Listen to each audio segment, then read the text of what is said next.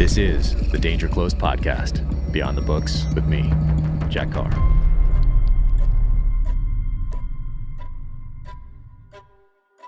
Welcome to the Danger Close podcast, an Ironclad original presented by 6 Hour. My guest today is the Frogman, Dean Stott. Dean is a former member of the British SBS, the Special Boat Service. His time in uniform was cut short due to a parachuting accident. Then he went into the private security sector, working all around the world with a lot of experience and time in Libya.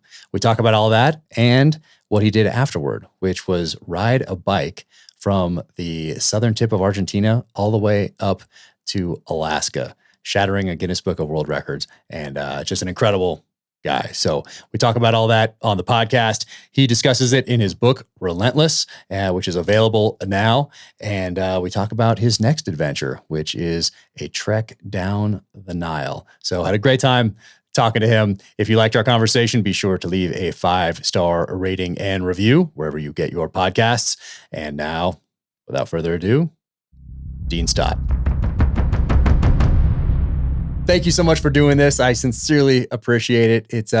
It's the story. I mean, this is amazing. Your whole life story is incredible. It's so inspirational. And yeah, just kind of want to dive in with you on it. And can't wait I want to get up to the world record. I mean, jumping on a bike and going from the tip of South America all the way up to Alaska. I mean, insanity. Yeah. But before that, I mean, you started off and your beginning wasn't, I mean, it was tough. I mean, you had, it was a military upbringing. Yeah. And then at some point your parents split and you end up in a homeless shelter in a not very good part of the UK. Yeah. And so what was that like growing up? Yeah. So, yeah, as you touched on there, my father was in the military. He was in the Royal Engineers. And so for us, life, every 3 years, we would feel like we just got settled and then we'd upheave and then move to another military town. We're very fortunate to go to like Germany. My sister was born in Germany, Bradford, Aldershot, Tidworth. And we ended up living in Aldershot, which was the home of the British Army. So it's probably like being immersed in Fort Bragg. Everywhere you went, it was airborne. You looked up in the sky, there was parachutists, there was the big balloon where the young airborne lads would be jumping. And it was actually strange to see people in civilian attire. Everyone was in military attire. And so I was really immersed in that environment. My parents, I remember the day, clear as day. It was January the 1st, 1985. I was 7.5 at the time. And my mother woke me and my sisters up quite quietly. And it was very quiet and escorted us out the house. And I remember walking through the front living room and I could see blood on the fireplace. The room was a mess. Still unsure what was going on. And my mother, took me and my sisters to the train station, and we ended up traveling north to Manchester, where my mother originated. And it was only then, when we got to Manchester, that my mum told me that she'd left my father, and we were now going to live in Manchester. Obviously, she had to keep quiet as she was leaving the house. And so for us, you can't just go up and get a house straight away. You have to be on a waiting list. And we ended up in a homeless shelter in a district called Moss Side. And Moss Side was the roughest, as you guys would call, ghetto in the whole of UK in the mid-80s. It wasn't a nice place to live. But me and my sisters were the only Caucasian kids in our school. So that straight away drew attention to us. And I was fighting from the age of 8 onwards. I was scrapping more to protect my sisters and protect myself. We then moved to school from there. But during this period, my father obviously got in touch. There started to then be a custodial case of who was going to have custody of the children. But my father had just been promoted to an RSM and was getting posted to Germany. But he put his career on hold and decided to stay in the UK. I mean, every 2 weeks, he would travel 240 miles to Manchester to collect us and then drive us back for the weekend. So it was a 500-mile round trip. And, looking back and seeing what he'd put on hold and his commitment and effort to maintain communication was quite admirable, I think. And so, yeah, this went on for about 2 years. got to the court case. I mean, the judge was quite adamant that he didn't want to split the siblings up. There was me and my two sisters, and they were both younger than I. And I was about 10 years old at this point. And so the judge, looking back, was ludicrous. The judge said, well, the children make the decision. The eldest will make the decision for the siblings. And so me being the eldest, and only at 10 years old, I couldn't make much of a decision at 10 now. If my 10-year-old daughter, if I gave her that responsibility, it'd be far too much.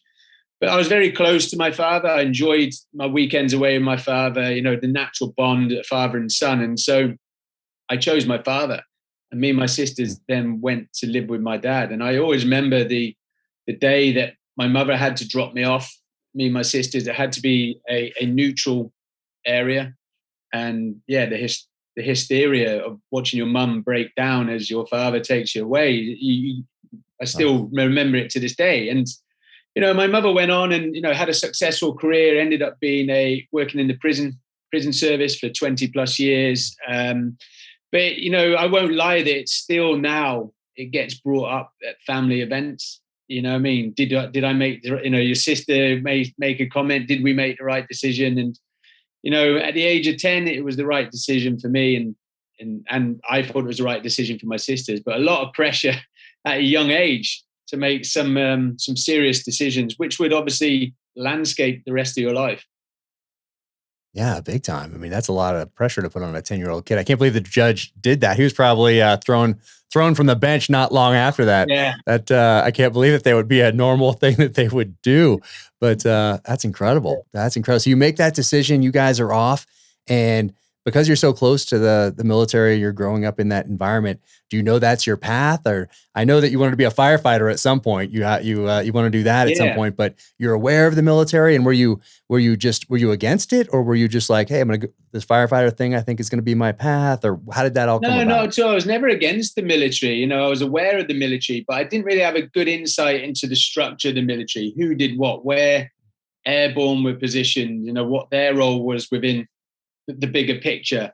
And coming from an airborne town, I'd never heard of the Royal Marines or the SBS. It was okay. There's not a chance, especially back then. Yeah, they would never, especially the SBS back then. Oh God, they would never have a Royal Marine recruiting station in an airborne town. So I was aware of the military, and I enjoyed the military environment. But my father was it's what we call a tracksuit soldier. So he was the Army soccer coach, manager, and player. So whereas I saw a lot of my friends' fathers wearing their military uniform, my father would be wearing the tracksuit, because his career was split between being a sergeant major, but then also, sports-wise, running the Army football team. So his career wasn't so much, tour-based. At the time, I think during my father's career, he did a couple of tours in Northern Ireland. That was that was all that was going on at the time. We didn't have the Afghan or Iraq going on, and so he had no aspirations of going airborne or commando. So I wasn't aware of these other units. But I always, as you mentioned, I always wanted to be a fireman. That was always my aspirations, to be a fireman. And my father was very old school. He made sure I did all my homework before I was allowed to go play out with my friends. We're looking back, I thought, that was a good decision. So when I finished school, we finished school at 16, and then you go on to college. So I never looked at further education, went to college. And, for me, I thought, well, I'm not really interested in this. So it then came to, the summer holidays. And then me and my friends decided to go surfing down in Newquay. I'd been surfing since a young boy with my father on our summer vacations. And, I just stayed there. I got a silver service waitering job and never came back after the 2 weeks. My father collected my friends, so asked where I was, and he said, well, he's staying here. This was long before, this was 1994, this was long before mobile phones or, there's no way he could get in touch with me direct. So, 6 months later, he came back down, found me working in a surf shop, and sort of, really went to town on me, told me how I'd ruined my education and, how much, I disappointed him. And on the road move back, which is about 5 hours, he was still going on and on. And I sort of silenced him. I said, well, I'll join the army. And I just remember his first response was like, "You'd last 2 minutes." That was his response. And I just thought, well, I'm not going to get into an argument with you. I'll just prove you wrong. And then on that Monday morning, I went with him to work, and the actual careers office was only about 100 meters from where his office was. And I walked across and, signed up for the military. But I came out coming from an airborne town. I came out joining the parachute regiment. So I went back to my father's office and I said, "Oh, I'm joining the paras." He said, "You're bloody not." And he marched me straight back in. And he said, "You'll join the Royal Engineers." Because I think for him, his mindset, he probably, I was probably about 65 kilos and 5'7". So no, nothing like the figure that I am now. And so he was probably thinking he's going to do a minimum term 3 years. What can he get from the military rather than what can the military get from him? So that's where his sort of mindset was. But I didn't realize that as a Royal Engineer, you could also go do the All Arms Commander course. You can also be an airborne engineer, because he never explained the dynamics of the military to me. So he sat me down and explained that to me. And I thought, oh, that makes a bit more sense. So I went in, joined the Royal Engineers, and I went back a couple of weeks later. I mean, you do this online test, a touchscreen test, and it basically lets you know what trades you're suitable for. And so thankfully for me, all the trades came up. Yeah, you have the choice. And, I was thinking, well, what's going to sound sexy to the women? So I thought, well, bomb disposals. This is long before Afghan and Iraq. Bomb disposal sounds good. So again, I went to my father's office. I said, I'm going bomb disposal. He said, "No, you're bloody not." And again, he marched me back in. And he was very instrumental in getting me on that start point and seeing what trades I could get. So, I was thankful for that. Interesting. It's always interesting to me how a lot of time, for a lot of people that I've met anyway, who've grown up in the military as a military brat, as we call them in the United States, how they don't know that much about what their parents do or about the military structure. For them, it's just normal, and they're going to school, and all their friends, it's normal for them too. So they're going to these schools with everybody else whose parents have jobs in the military, and but they don't know the structure. So if you're on the outside looking in and you're studying it as a kid, and you're studying all the different ranks and all the different things that you could do in the military, and finding out about special operations, and then really diving deep in that, like, kids that grow up in are like, yeah, my dad was in the Army, or my mom was in the Army or the Navy. Maybe they know the rank, maybe they don't. It's always shocking to me how different it is, because when it's just normal to you, it's kind of like, it's kind of like having a dad who plays in the NFL. It's kind of like, yeah, it's just normal, something like that. It's true. Yeah, you call it military brats. We're called pads brats. Yeah, we're called pads brats. But no, I think you hit the nail on the head. Being immersed in that environment, it's just normal for you to see, and you don't really take much or pay much attention to who's wearing what ranks or what berets are on people's heads. But yes, from a civilian perspective, they're intrigued in the military and the structure and that. And actually, when I went, as we'll touch later on Special Forces selection, there's a lot of guys I was on selection with who weren't pads brats. They were civilians, and from a young age, that's all they've aspired to be. They've just read the books, they've seen the movies, and for me, it was a different path. It was just almost like, this is the natural path. Right. No, it's like that. It was like that for me. I did all that studying and knew where I wanted to go. I was drawn towards special operations very early on, to the SEAL teams in particular. But it's also fascinating, I think, from people from the outside that find out about tracksuit soldiers. And I don't know if we haven't have a name for it in the United States, but when people talk to someone and they say, "Oh yeah, I played softball on the Army team for like 5 years," you're like, "What? You were paid to play softball?" Like, and most people, not most people, but a lot of people have a touch point, at least, with the Army marksmanship unit, because that makes sense. Like, the Army has a marksmanship unit, and they go around and they compete, and they do 3-gun, and they do all these different things. That's kind of normal. But when you find out that the Army has like a football team or soccer team, like, people are like, "Wait, what?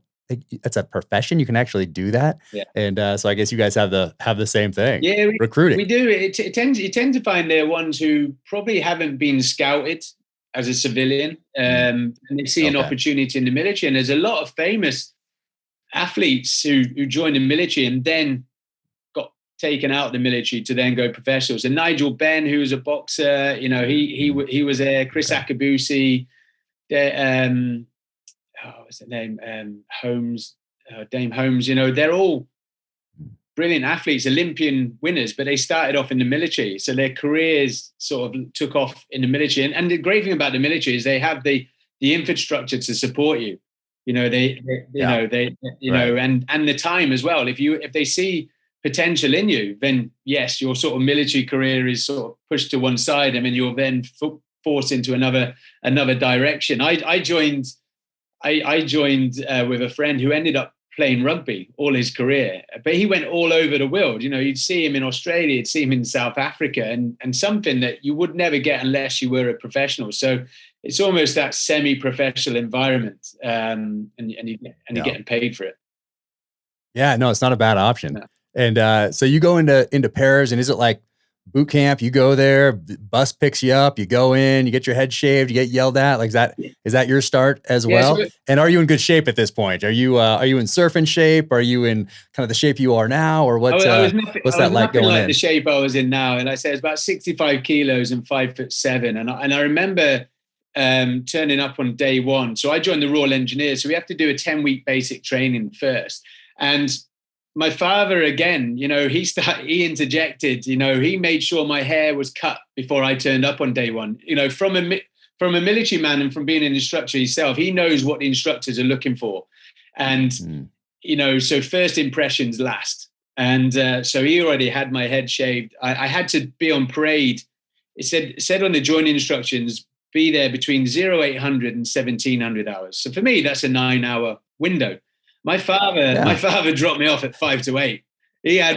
I was the first one that turned up. I was in a suit, but I then stood on parade for 9 hours until the 5 o'clock deadline, watching all these other ones coming in at 10 to 5 or 4:30 in drips and drabs. But I understand why he did it.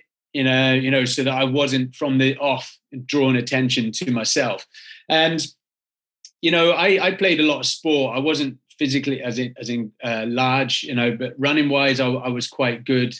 But as it progressed, you know, those 10 weeks sort of finished, and then we went on to continuation training in combat. So we do combat engineering, and that's where the upper body tends to come in. We start to do bridge building and things like that. And so, and all the equipment in the engineers is quite heavy anyway. So in a short period of time, it was about a year. So that would have been my basic training, my combat engineer training, my driver courses onwards. I did see a physical change in my body because I was 17 and a half when I joined the military. So I'm still not a fully grown adult. But you're getting 3 square meals a day. You're working, you're physically active, whether that's doing PT or actually, you know, building things.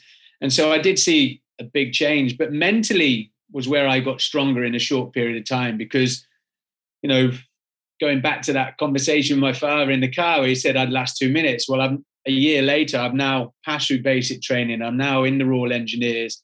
And it's almost like, you know, for me, I was just ticking off boxes. And it's like, once I was successful, and I wasn't the fittest and I wasn't the best, I gave it my 100%. And it's almost like, well, what next? And then I would then look at the next option. So for me, I got, because of my father's name, Stott isn't a common surname in the military, so especially in the Royal Engineers. So it was quickly highlighted that you're Davy Stott's boy. He's a good soccer player. So my first posting was to a engineer regiment in Germany because they were the army football champions in Germany. Nice. And so although I tried to get away from my father, it was being steered by the surname. So I then found myself as a tracksuit soldier in Germany playing sport. So on arrival, my sergeant major was like, well, they call them kiss ballers. Well, you're a kiss baller, he said. He said, so I'm never going to see you because you're going to be in a tracksuit. So, but for him, for his squadron, he needed to designate certain individuals for certain roles, whether it's guard, whether it's mess manager, but he needed a PTI. And he said, you know, you go do your PTI course. So what's PTI? Physical training instructor. So working in the gym. Okay. Yeah. So working in the gym. Yeah.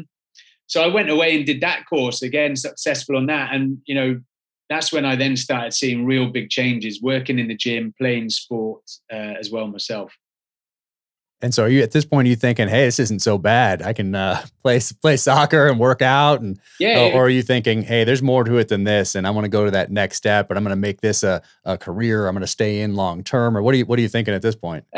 a bit of both. When I first got there, it was great to be in Germany. It was long before the Euros. It was Deutschmark. So we were getting a lot more money than our counterparts back in the UK because we were living abroad.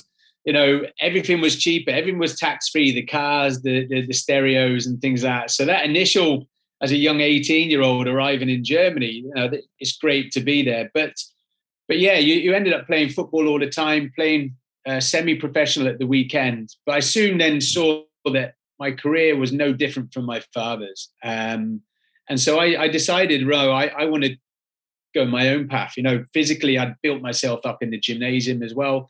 And I could see as well, even from the other PTIs, even they noticed there was something different about myself compared to them. I was volunteering for everything. We would have it's called a combat fitness test, which everyone in the military has to do each year. It's an 8-mile march in 2 hours. And we had 5 squadrons to get through. So I did all of them in 2 days, in a 2-day period. And they're like, what are you doing? But for me, it was just just experience and getting time with weight on my back. So so the options I had was the All Arms Commando course, join 5-9 Commando, or 9 Parachute Regiment, which is the airborne. And 9 Para were back in Aldershot where I grew up. So for me, joining the military, you want to see the world. You don't really want to be going back to where you go. But I didn't want to discriminate. So I filled out both application forms. Put them on a table, put them behind my back, and I got my friend to pick one, left or right, and he picked it, and I was like, Commandos. Okay, so that's what I did. I then went off and to do the All Arms Commando course. But where's that one? That's down in Lympstone with the where the Royal Marines train. So the Royal Marines train down in Lympstone, which is Exmouth in South Devon. And it's literally a stone's throw from Dartmoor, which is where they do all their training. Which is Dartmoor. It could be the summer, but you'll still have all 4 seasons. It's very wet, a moist area. So I went down there.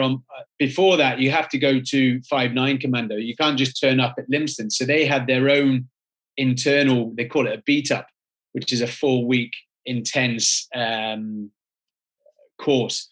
But what it does is it's actually harder than the Commando course itself. But they just get you in a position physically, mentally, and admin-wise, because with the Royal Marines, you obviously need to be able to survive in the field. So a lot of it's about skill craft rather than just the physical attributes. So they get you into a position, and you have to pass their beat up before you can go to Lympstone. So I passed that, and then went to Lympstone for the 10 weeks. But for me, as a student, I didn't learn anything on that course. It was 1997. I was a young lad still, about 20 years old. And the instructors just had this mentality that you just needed to be in pain and you needed to be cold. And, I passed the course, but from when I started 10 weeks forward to where I finished 10 weeks later, the only difference was I had a green beret. I hadn't really learned much from them.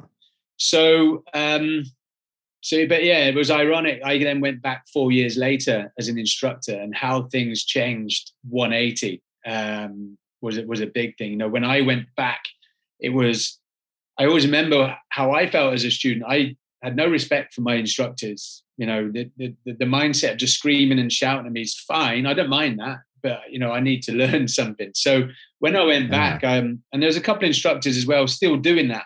And I could see the response from the students. They were getting zero response. It was just like glazed eyes. They were just in the press-up position. So when I go out, if I got them into the press-up position, I make sure that I was in the press-up position with them.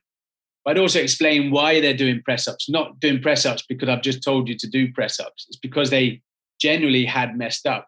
And so I got a different response from the students than what these guys were getting and what my instructors were getting. And actually, I was quite quiet. It was a mutual relationship. But if they messed up, then they wished that they had the other instructors. But in fairness, they felt like they personally let you down as well. But thankfully, the sort of the methodology and the mindset that they just need to be thrashed had gone. They wanted to get them into a good, physically, mentally, and soldiering wise to be able to then work alongside the Marines. So there was a lot more focus on the soldiering and the skills as well, and the warfare, which is good.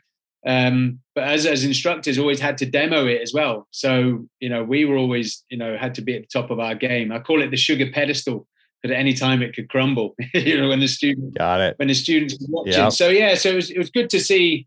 Like I said, my commander course learned nothing, but it was good to see in a short period that they sort of changed that. Got it. And so when you're in Paris and you're doing the engineering, you're learning to build things and blow them up. Is that the idea? Is that how your engineers work? Yeah. And then when you, or what's your mission in Paris, and then what versus your mission in 5-9 Commando? So 5-9 Commando. So primarily you're all combat engineers. So you're all combat engineers. So we do everything from watermanship to building bridges, as you say, route denial, demolitions.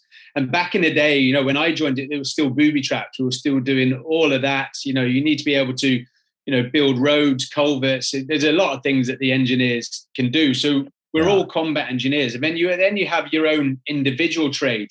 So you may be an electrician, a plumber, a bricklayer, plant operator, mechanic. So we all have our own individual trades.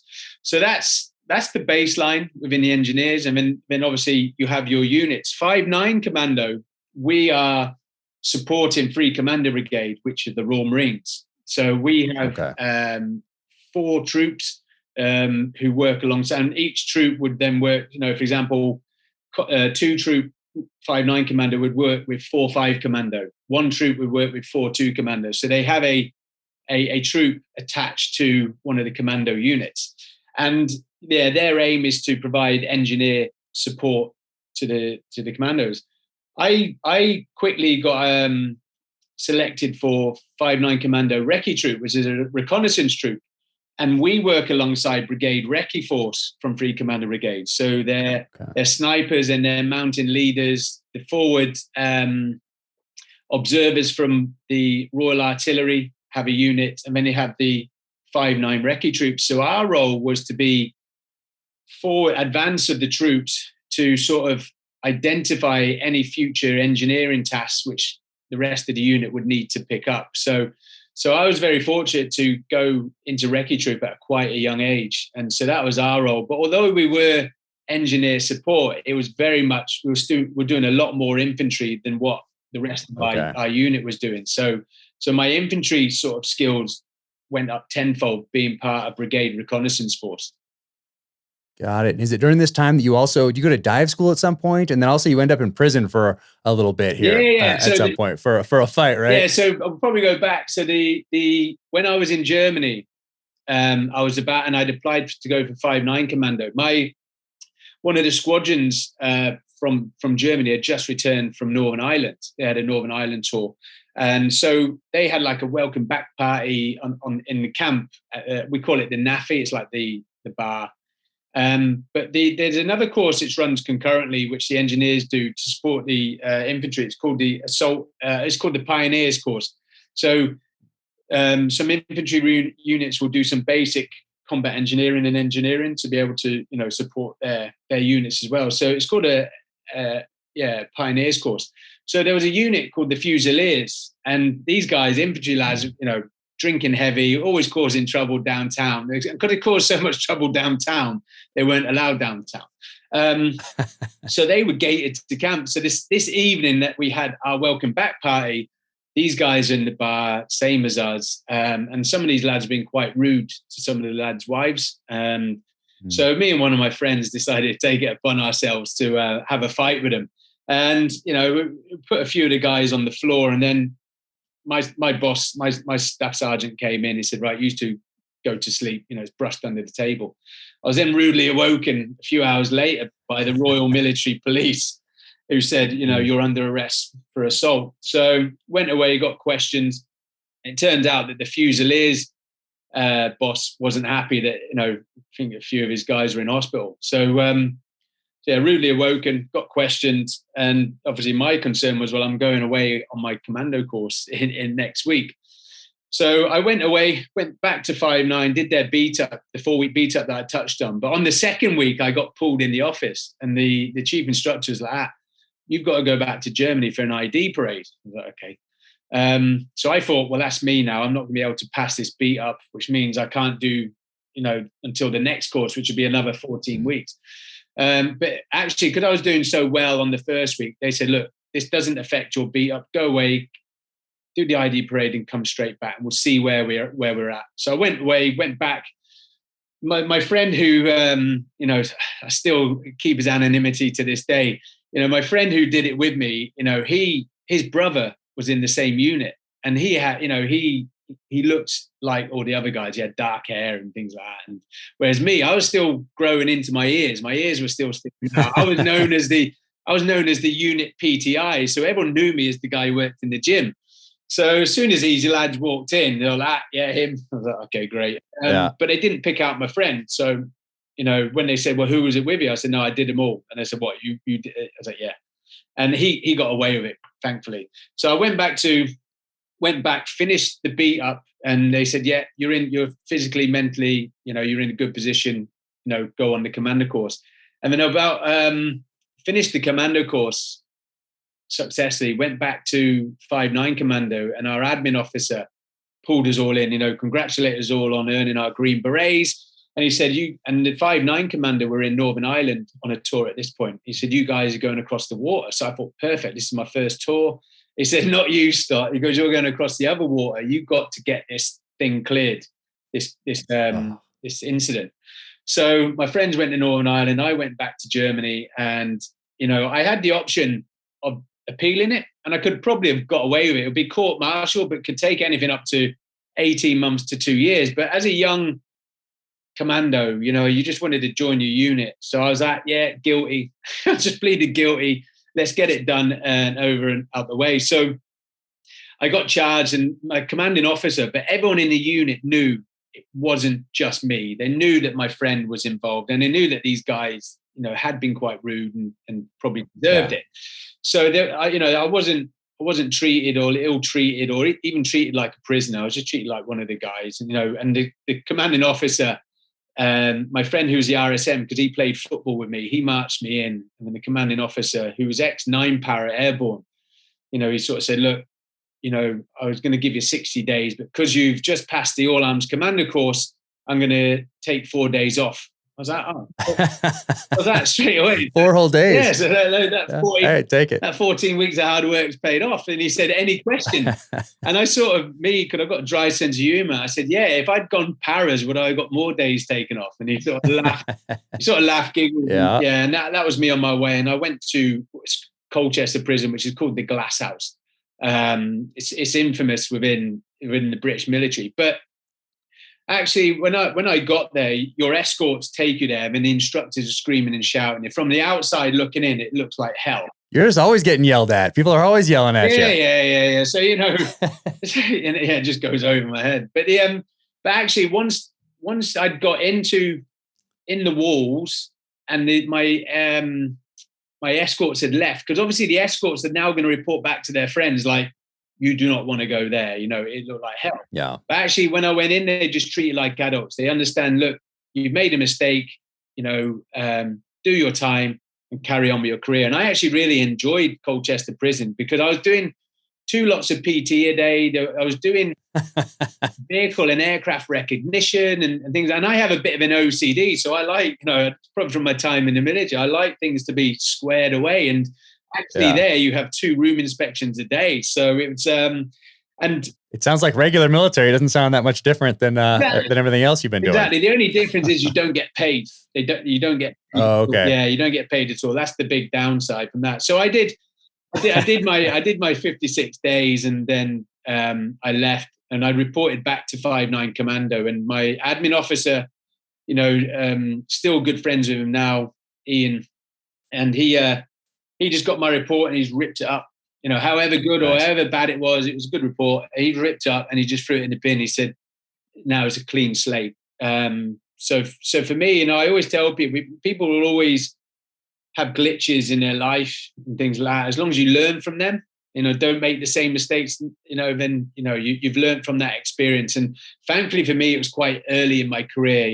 You see guys guys and girls later on in their careers as sergeants or staff sergeants go into Colchester prison, and all their hard work up until then sort of being lost. So at least for me, my career hadn't really taken off at that point. Yeah, no, exactly. They I guess in a lot of militaries, or not a lot of militaries, but maybe a lot of Western militaries, they want you to fail early on and learn from those mistakes so you're wiser going forward, so you can pass those lessons along and the organization grows as a whole, rather than just being young and making a mistake and getting tossed out immediately. So there's a lot. Now, when you get up older in rank, like if you're a general or something and you've been failing your entire time, like maybe maybe this isn't your sport, but you know, that's just how it goes. But eventually you go to dive school at some point along the way. Yeah, so in the Royal Engineers, you can do an additional course. You have to volunteer for it to be. When I did it back in '98, it was called an Army Compressed Air Diver. So everything that we do on the surface as Royal Engineers, we can do subsurface. So whether that's explosives, whether it's concreting, it's using circular saws, we can do it all underwater. So wow. But so I volunteered for this course when I was back in Germany, and it hadn't come through. And then when I came out of Colchester prison and went to 5-9, the rest of the lads, they only had about another few weeks left in Northern Ireland, so there's no point in me joining them because they're actually coming back. But there was a slot on a Army compressed air diving course. But for the airborne engineers and the commando engineers, there's a huge waiting list. These guys want to get on this course. They're physically robust to do it, and they just want the extra money. And, when the extra money, when I did it, was only about £2.50 a day. It wasn't great. But now it's about £20 a day, So the guys, so I basically got myself to the front of this huge waiting list because they were all away. I went away and did the Army compressed air diving course. And for me, everyone talks about how hard the para course is, how hard the commando course is, and obviously selection and things like that.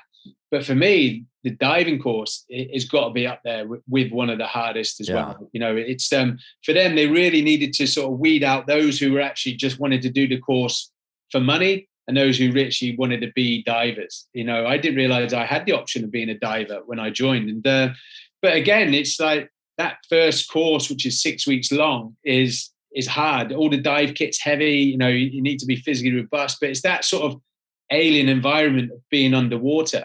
So how diving has evolved in the military over the years, from when I first did it in 1998, we would have blacked out masks so you can't see. And the only means of communication was a lifeline. It was a bit of rope around your chest. Tugging it. Yeah, they call it the pulls and the bells. Which is fine when you're in a short, not deep water. Yeah. You know the difference between a pull and a bell. But when you're down at 50 meters and you're up and down with the flow, and you don't know whether that's a pull or a bell. Oh my gosh. Yeah. Is that the hard hat stuff you're doing then? And are you welding down there too? That's on the next course. So the first 6 weeks is scuba. The first 6 weeks is a scuba course at the Army Compressed Air Divers. You go away from that. I mean, you have to then have so many hours of diving before you can then apply for your Army Advanced Diving course, which is, as you touched on, the surface supply diving equipment. So it's the big Kirby Morgan helmets, like a bit like the Men of Honor sort of thing. Oh, yeah. With the surface supply umbilical hose all the way to the surface. And then you're doing the welding, you're doing the ultrathermic cutting and everything else. And that's a 10-week course itself. And then if successful on that, certain candidates get selected to do the Army Diving Supervisor course. And for that, that's more in the head. You need to be able, especially when it comes to health and safety, ensure everything's above board, deal with diving incidents, deal with live decompression, because we're having live decompression. It's quite a difficult course, really. You actually prefer to be in the water and not have that responsibility, because there has been a few fatalities in the diving fraternity. So obviously that responsibility just lays on the supervisor. But some of it can be diver neglect, but some of it can be supervisor neglect. So you're obviously money-wise, you're getting a lot more money, but you're getting a lot more responsibility as well. So I ended up I was top student on my diving supervisor course. And I'd now spent 8 years in 5-9 Commando. Normally you do about 3 years and then you move on. Okay. But because I went to Recce Troop was classed as a posting within the unit. So I'd managed to really, I managed to stay there for about 8 years because I went to Recce Troop. Then Recce Troop had to provide an instructor on the All Arms Commander course. So that was almost classed as time away from the unit. And then I got posted back. So that 8 years was there. And then my boss was like, you need to leave. He goes, no one's ever done this long in a unit once. And because I'd come top of my diving supervisor course, I'd actually applied to go Pathfinders, which was the airborne reconnaissance unit. But because I'd come top of the diving supervisor course, the dive school requested me to go there. So I ended up going down to the dive school as a senior diving instructor, as a sergeant down there, running the courses there, which I thoroughly enjoyed. But but that's my diving. That's crazy that Army does goes so deep on the diving stuff. I mean, we have an Army dive course as well, but I'm not sure. Maybe they do have a hard hat dive thing, and I'm not even sure. But when you're with them, is that when you go up to Norway also, as you're heading up there and doing some cold weather warfare stuff, and then you make it into Kosovo at some point? That's back in 5-9 Commando. So 3 Commando Brigade would go to Norway every year. So from like January through to March, every year the whole brigade would go on exercises to Norway, and you do your Arctic warfare training there. So if it's your first Norway, you do your Arctic warfare training. And then on your second Norway, you then do your advanced Arctic warfare training. Okay. I did my Arctic warfare training, and then the following year, there was a real shortage of, they call it MSIs, military ski instructors. So they said, right, you're going on your MSI course to Rjukan. So Rjukan is famous for, you've seen the film The Heroes of Telemark. The still water plant. That's Rjukan. Yeah, it's amazing. What an incredible story. Yeah, my gosh, beautiful town. Yeah, so I ended up very fortunate going to Rjukan and being trained. And that's where they do the course up there. That's where they do the course up there. You do it alongside the Royal Marines and the Dutch Marines.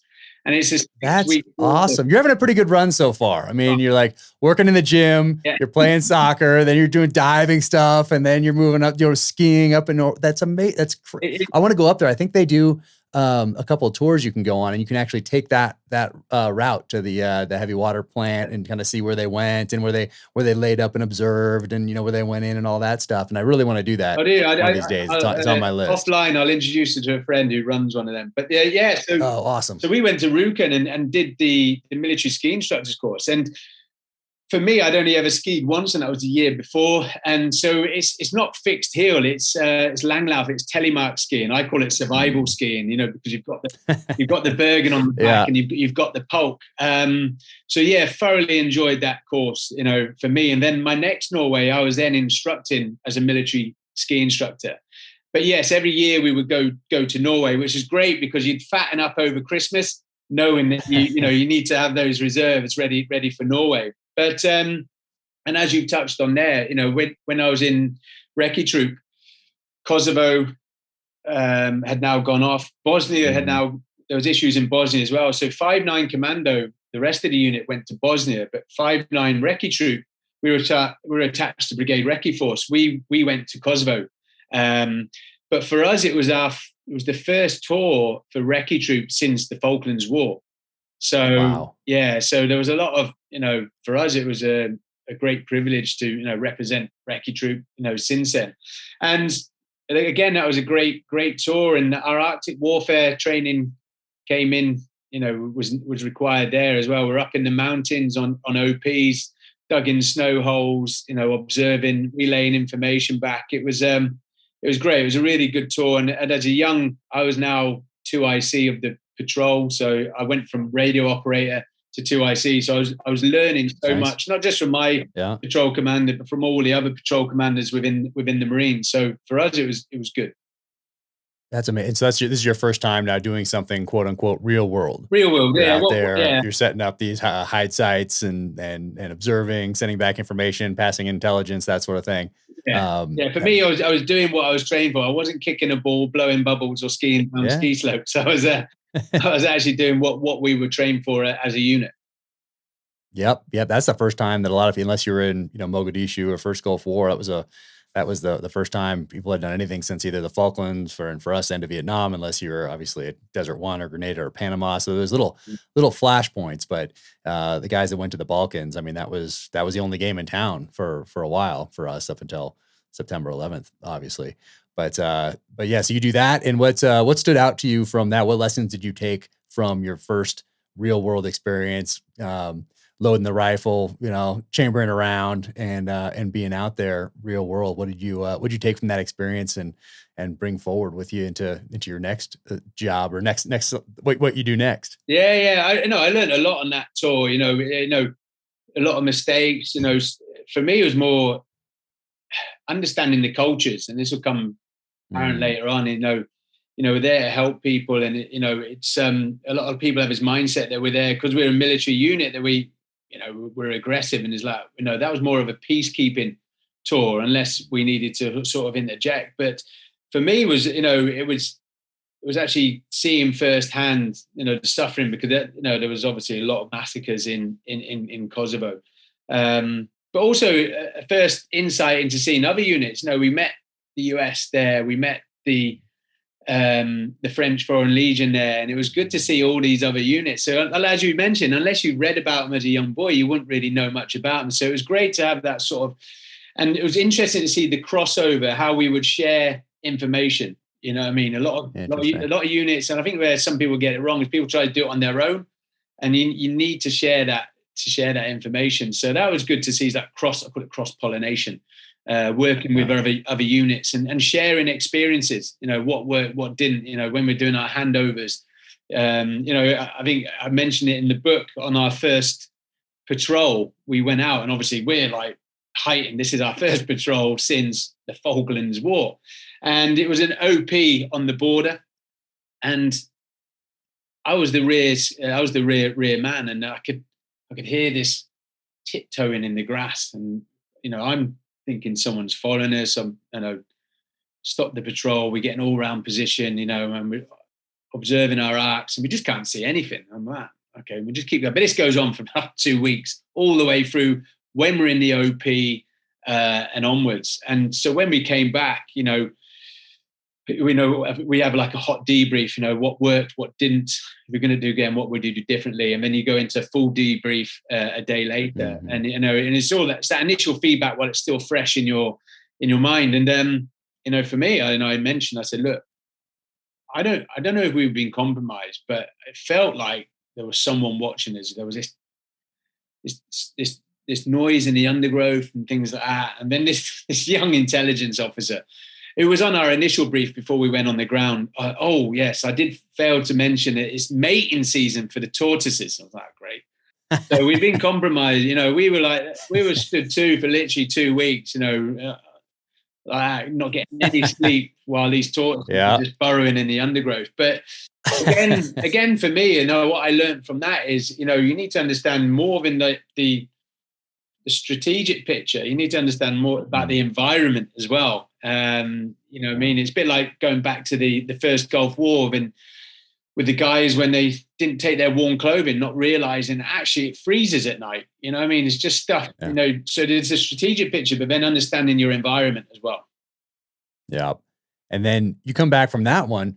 And is this when you decide you're like, okay, I'm going to stay in? What's the next step? And there's SAS and there's SBS. Or did you know about this at this point and how that selection process works? And is that when you decide to take that next step? I was aware of the process because now I was in Recce Troop. A lot of my peers had gone on to selection. And in 5.9 Recce Troop, we had 100% pass rate on selection for the SAS. We had a really strong, because the guys are, mentally and physically robust. What they've done in time in the brigade recce, they're in a good position. Unless they get injured, they're not guaranteed. No one's guaranteed, but they're in a good starting point. So I was aware of selection because I'd seen guys go before me, and I'd trained with guys as well. Ran up the hills with them as well. And when I went as an instructor on the All Arms Commando course, at the end of the course, we would get a brief from the SBS. And that was my first sort of real exposure about the SBS and who they were and what they did and how they sat alongside the SAS, and things like that. So the instructor who came down, a guy called Russ, him and I spoke offline afterwards, and he said, "Have you thought about selection?" I said, "Actually, I am going for selection when I finish here." And he said, "Have you thought about the SBS?" I said, "I didn't think it was an option." He said, "No, we've now opened it up, try service." So as a Royal Marine, so at this point, the SBS, you had to be a Royal Marine. Their candidates were 100% from the Royal Marines. But the Royal Marines also had the option of going SBS or SAS. So some Marines would go into the SAS because they weren't comfortable underwater. They didn't like being in the water, or they may have had a head injury, a neurological head injury, which meant they couldn't go underwater. So they would go SAS. So the SBS saw that they were losing candidates to the SAS, and they sort of then looked at the rest of the military. And the Royal Engineers, as I said, we got about 500 divers, and they're all very, very fit and gone through arduous courses. So they then opened up tri-service. So I was aware that the doors had now opened. I went on selection after I finished on the commando course, and I tore I had a knee injury. I tore my MCL and MCL on the mountain. So after the first week, so that was me off selection there. And when I then went back to the dive, when I got selected to go to the dive school, I decided I was going to go for selection again. And that's what I did. I only spent 6 months at the dive school, just trained. It was quite difficult because you're running courses and you don't want your training to be part of their course. You need to do it separately. Some instructors use their courses as a training template. Yeah. But for me, I learned from my first experience. When I trained for selection the first time, I was running up and down the North Devon coastal path with heavy weights on my back. And obviously that hampered my knee. So this time round, I remember that first week, actually, strength-wise, I was good on the hills. It was more the speed between the checkpoints. And so I wanted to work on that. And then they just introduced those spin bikes. I'd never seen them before. My friend said to me, "Get yourself on a spin bike." He said, "There's no impact and it works your cardiovascular." And that's what I did. I just put a weighted Bergen on and would do 2 hours a night on the spin bike. Wow. When I then, as a good benchmark, we then took our course. They do it's called a basic fitness test, or BFT. It's a 1.5 mile run as fast as you can in boots. And so I came in 7 minutes 15. It was my fastest BFT ever in the military at the age of 28. And it's because of this spinning bike. So speed wise, it just elevated me. I knew I had the strength in the legs for the walking up the mountains. And so that was a real good benchmark for me. So I went and did the SBS briefing course, and I actually did the SAS briefing course. So you do a week with both. You choose which unit. You do a week with them, and they take you up the mountains, give you more insight. And then I just said, I'm going SBS still. And I was hoping to go on the course in 6 months' time, but they said, "Look, you're good to go now." So thankfully, I spoke to my RSM at the dive school, and we had enough manpower to support me to go early.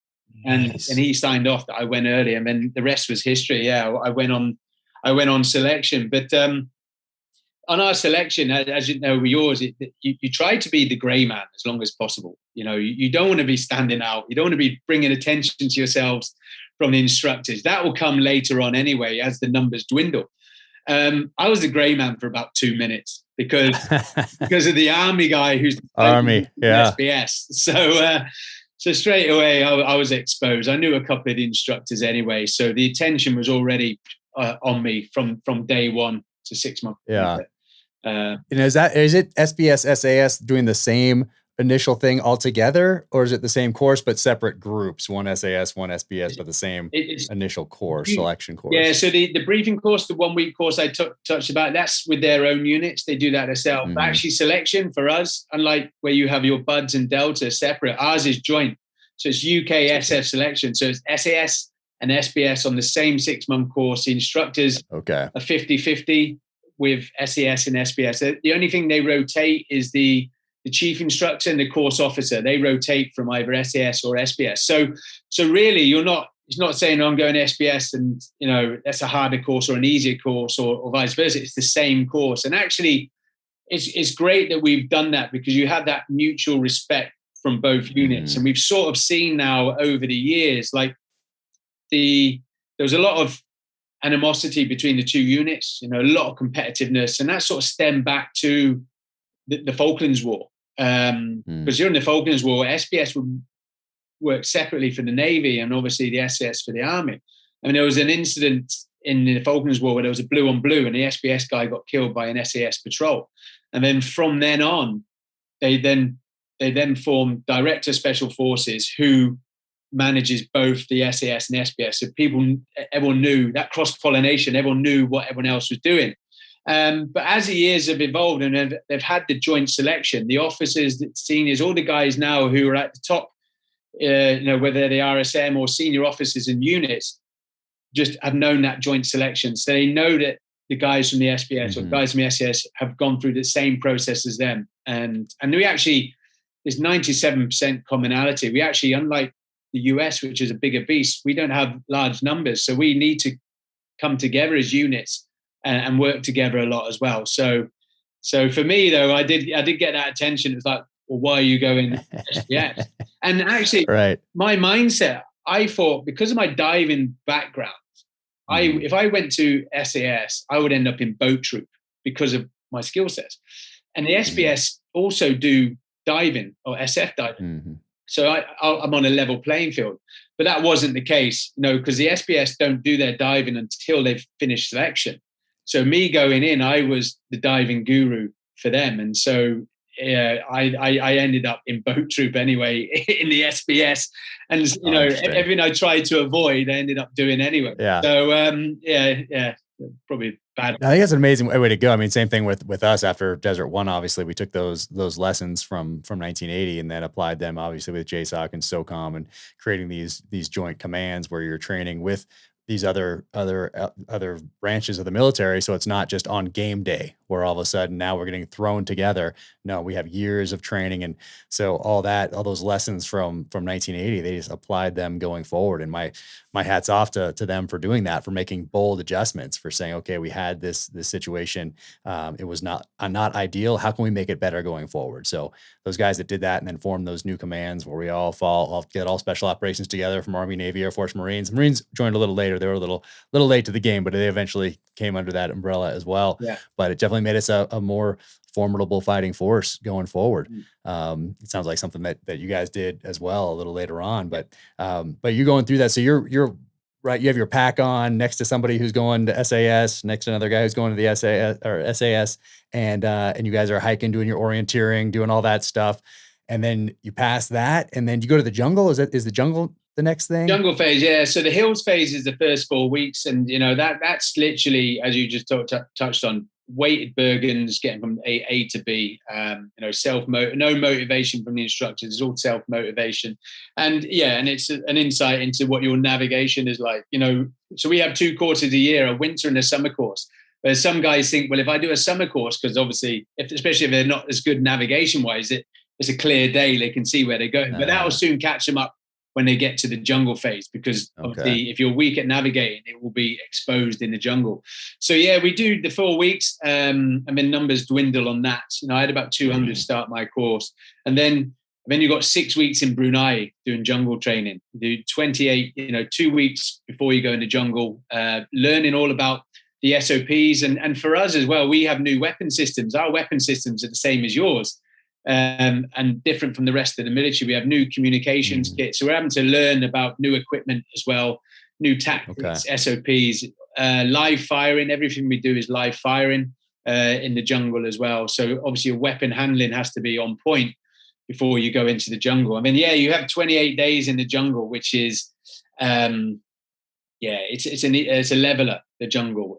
Yeah, that's what everybody says. I mean, you guys have been going to Brunei. I mean, you've been doing both the hill phase and then the jungle phase forever. Yeah. And it's such a cool, iconic, amazing. I mean, we obviously took a lot of the lessons of your selection and brought them over to our side of the house with Charlie Beckwith going through the course in the early 60s, I think it was, and bringing those back and applying those to our special operations forces later on, or selection courses later on. But the jungle, I mean, you guys have been going to Brunei for forever. forever. And that everybody that comes out of there says that it levels the playing field, and that is, you'll know what you have after spending those 28 days in the jungle. It is. It's it's obviously can be quite claustrophobic for some people underneath the canopy, and you see guys. It's strange because the instructors up until this point, they don't really engage with you on the hills. Up until this point, you've got your instructors, and they you see them targeting individuals, and they go through everyone. They play mind games. They're like, "You're not good enough.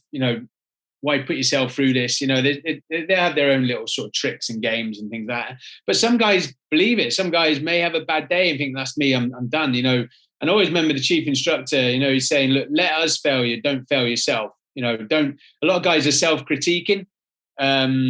Yes, everyone has a bad day. Yes, everyone makes mistakes. As long as you learn from those mistakes and don't repeat them, then you're only human. So you see guys every morning. The helicopter will come in, and you see guys picking up their kit and going, and you're like, it's strange. But for me, I enjoyed the jungle. I love wildlife and things like that. And it's just, and for us, everyone thinks obviously with special forces you need to be able to do a triple backward somersault and throw ninja stars. Actually, for us, it was just soldiering, basic soldiering done well. There's no shortcuts and things like that. And obviously people from different careers and different backgrounds will have shortcuts. Everyone takes the easiest route. So, and that's all it is, just basic soldiering done well. And if done well, it's hard. It's hard. Yeah.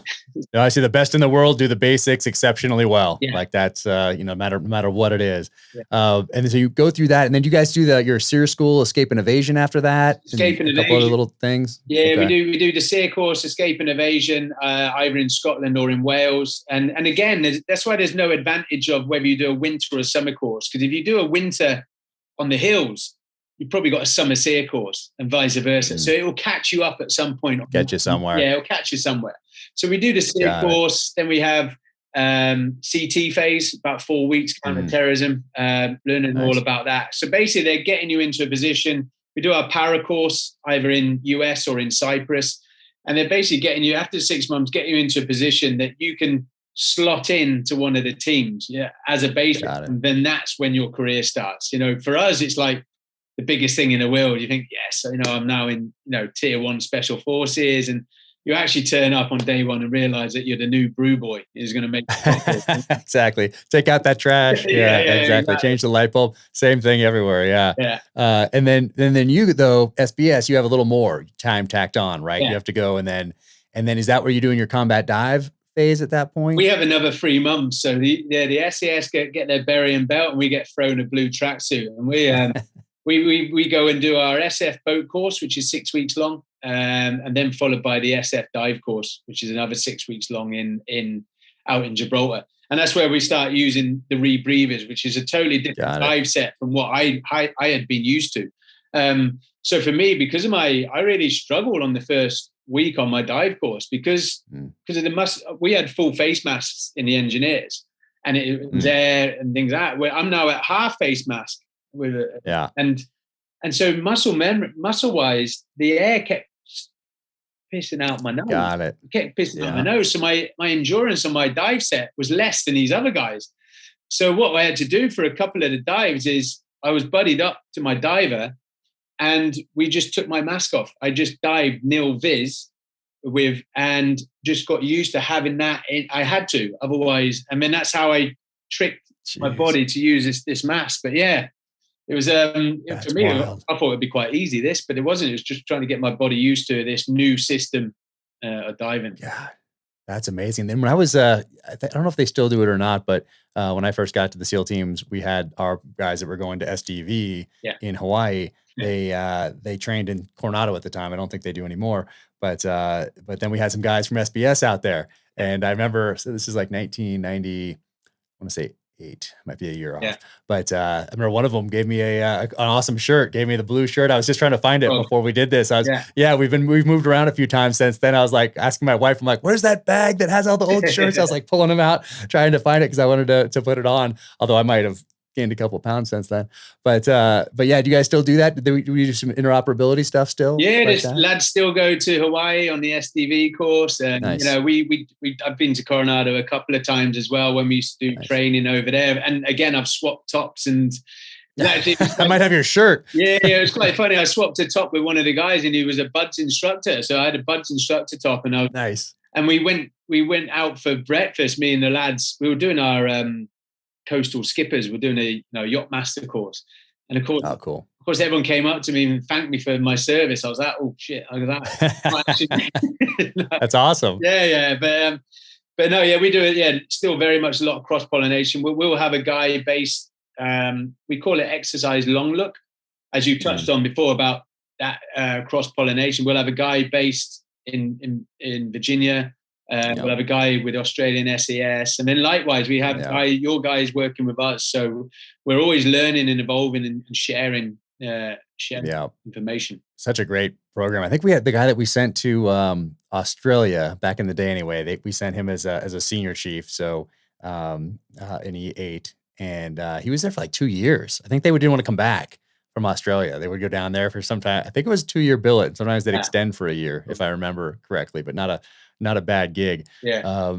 But what year is that? What year do you finish your training and get to your first squadron? So I mean, when is 2006? In 2006, this is. So yeah, I mean, I joined them, and for me, it's a bit like going to 5-9 again. You know, you're working alongside like-minded individuals. You don't stand out, you know, as you did later on in your career within the military.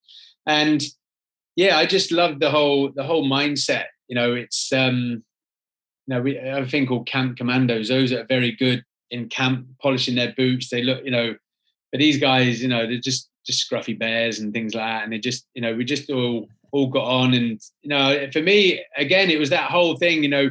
It's almost like I'm now where I wanted to be. And so for me, life was great. I was very fortunate. I joined at height of war and terror. It's probably one of the busiest times in UK SF history. So I was literally ticking off a lot of boxes in a short period of time. Over in the Middle East on ops, first ever operational jump for the SBS, and then did numerous jumps following that. We were doing incredible hostage rescues off the east coast of Africa. So unfortunately, like guys before us, probably a decade or so before, have been sort of like wishing for any of these, and we just had it condensed so quickly. So for me, I was thoroughly enjoying life, and for me, it couldn't get any better. But then obviously that took a tragic turn when I had my parachuting accident. Yeah, I want to get to that. But so your first time then going into actual combat is with the SBS. It's not with Paras and before. No, SBS. Yeah. So you get there and now you're going in. So, but up until that time, even though the war on terror had been going on, you had Kosovo, and then now, boom, now you're jumping in. Yeah, well, when the lads first went in 2001 to Afghan, I was instructing on the commando course, so I just sat and watched it, and it's quite frustrating. But then when I went in this time, in my first time, boots on ground was the first ever operational jump for the SBS. So not only so it was like, you hit the ground with a FUD. So for me, it was really good. And then now's my time. Because they always say, be careful what you wish for. You know what I mean? You do. It's hard when you're seeing guys go in and you're like, I want to be on that Orbat. But especially in 2001 when it first kicked off, you're like, it's going to be over soon. And here we are. Exactly. That's what we all thought. We thought we're going to miss it. And then that obviously was not the case. But exactly. We were deployed at the time. And we thought for sure, we're like, oh man, we're deployed. We might get it. And then we're on planes and we're headed to the Middle East. And we think we're going to Afghanistan. But instead we land in Kuwait and take Team 3's mission, which was doing the shipboardings for the UN embargo out of Iraq. And so we did those, which was actually pretty interesting looking back on it.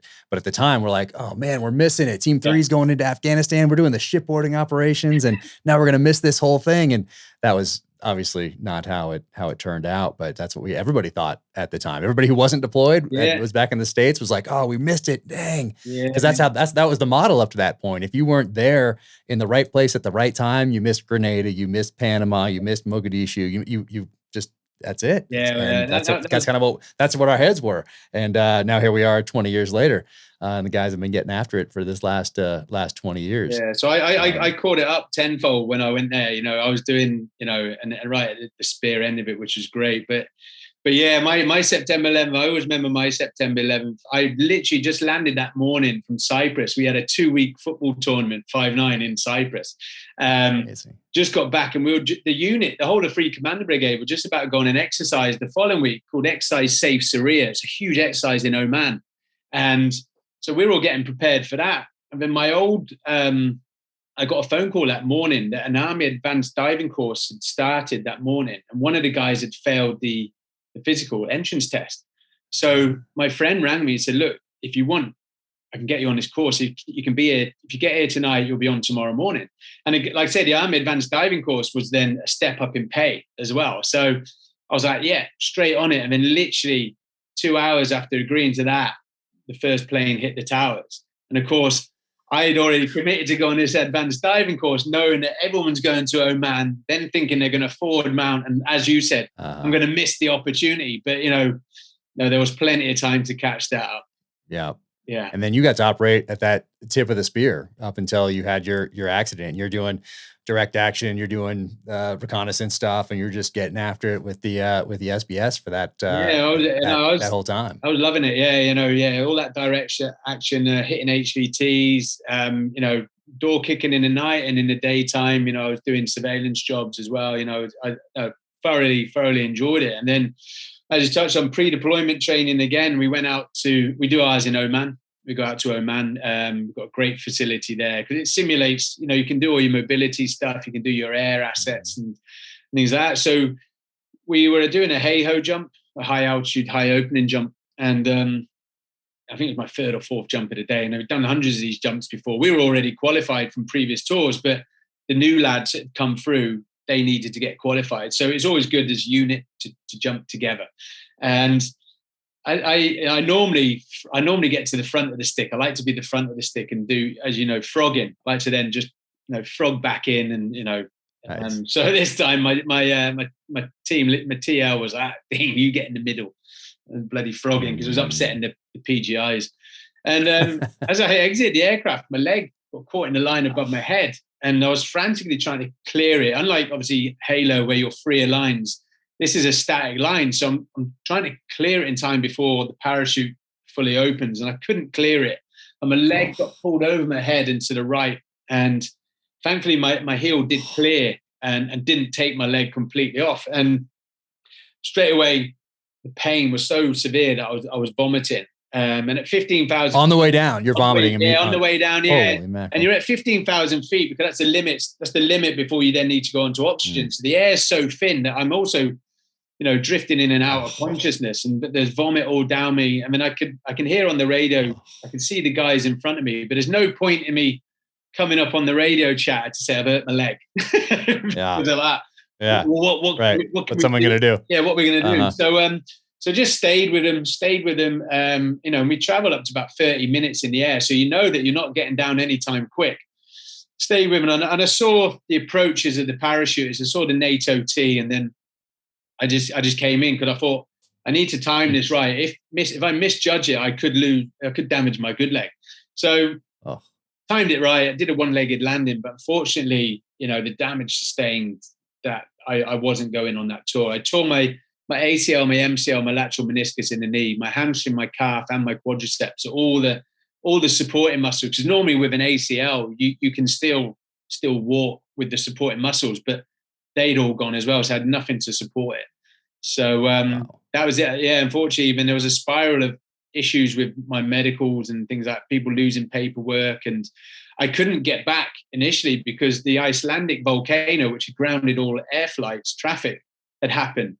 So the lads went on to Afghan, but on military flights, but trying to get back on an Aeromed, it took about 4 weeks. So I was just thrown into a hotel with painkillers and just started deteriorating. Yeah, got back, sent home for 6 weeks sick leave, came back and they'd lost all my paperwork and we had to, so it's 10 weeks of that initial, because if you can capture that initial bit, there is scope for recovery. But unfortunately, it was a spiral of errors, and that was the end of my career. So that was 16 years now that I was in the military, and I didn't plan on leaving. I was a career soldier. I had planned to stay in and get commissioned and just maybe do a desk job later on. But so yeah, that was me. Unfortunately, I had to leave. But you hear horror stories about people leaving their transition.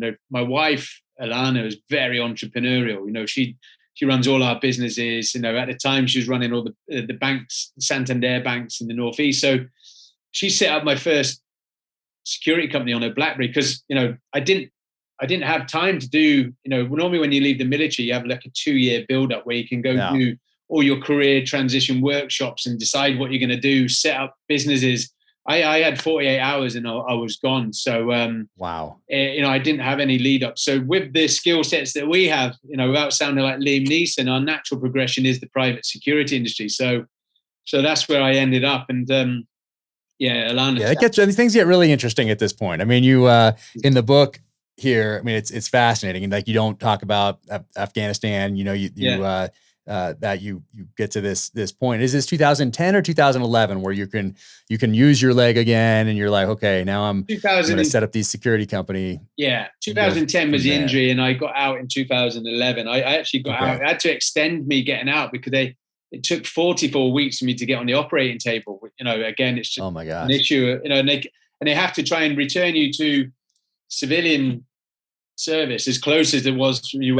Yeah. Right. So it gave me an operation. And then, for me, I was already focused about my next career. And so I had the operation and left, wasn't interested in the physio because I just wanted to now support my family. And my wife is now 8 months pregnant. So within 48 hours, I got a phone call from my friend, and the Arab Spring was in full flow.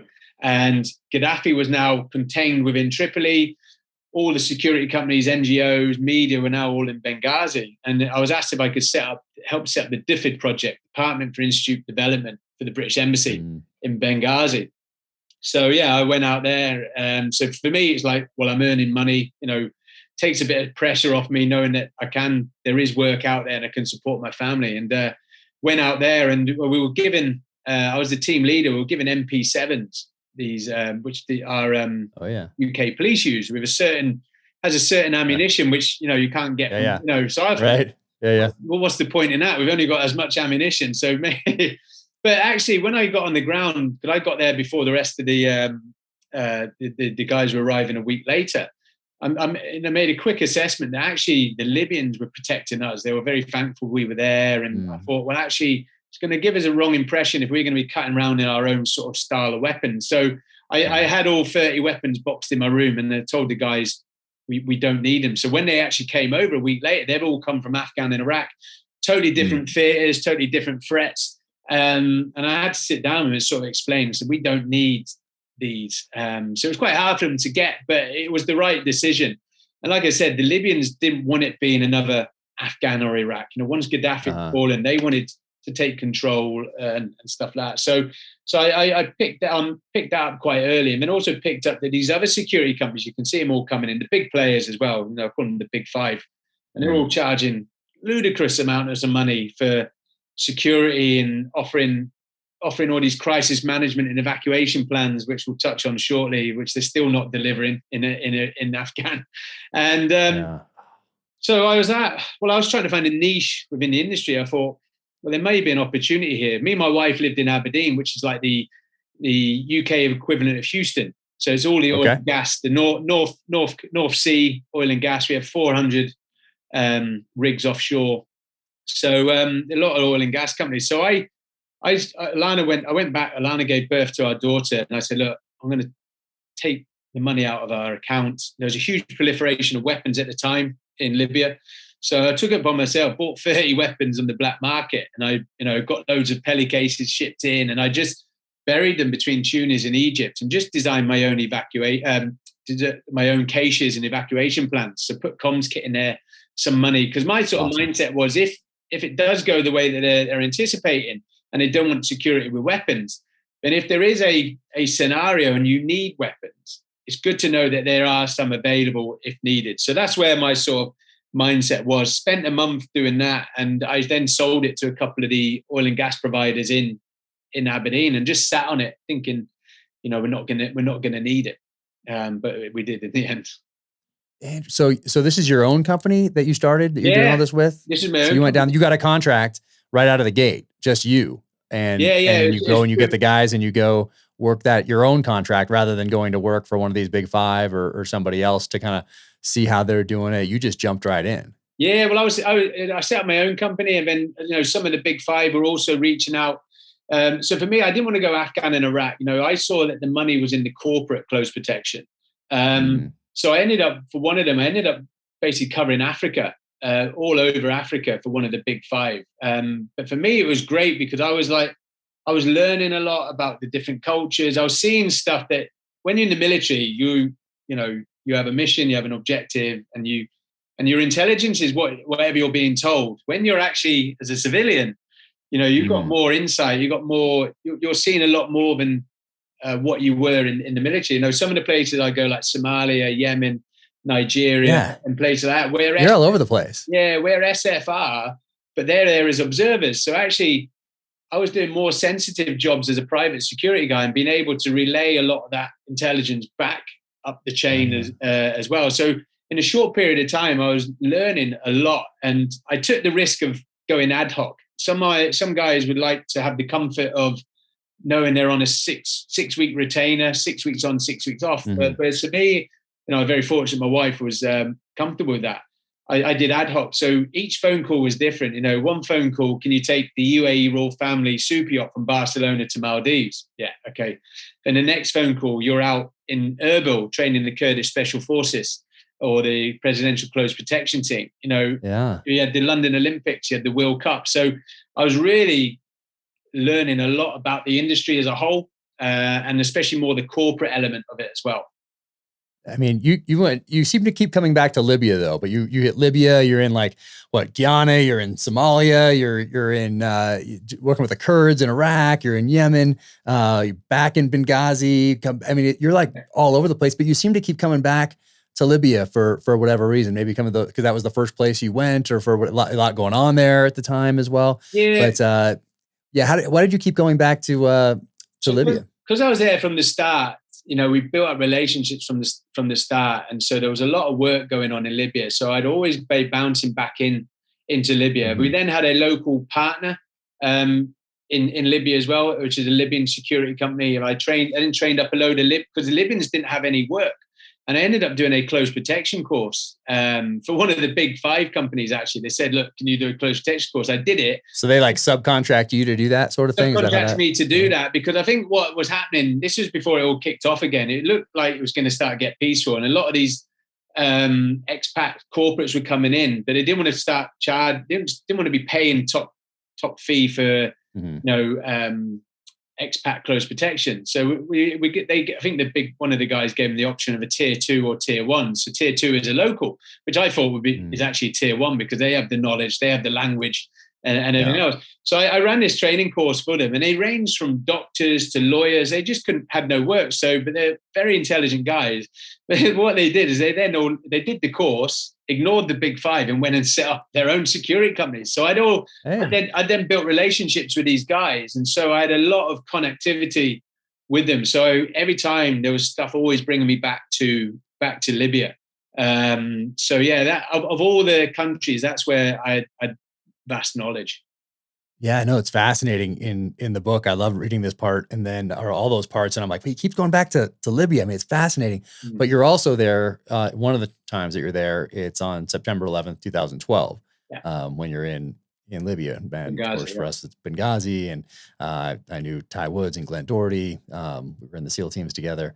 So what do you see happening around that event while you're there? And then what do you do as part of that event? Yeah, so I just returned. It must have been 48 hours before. I just finished the London Olympics.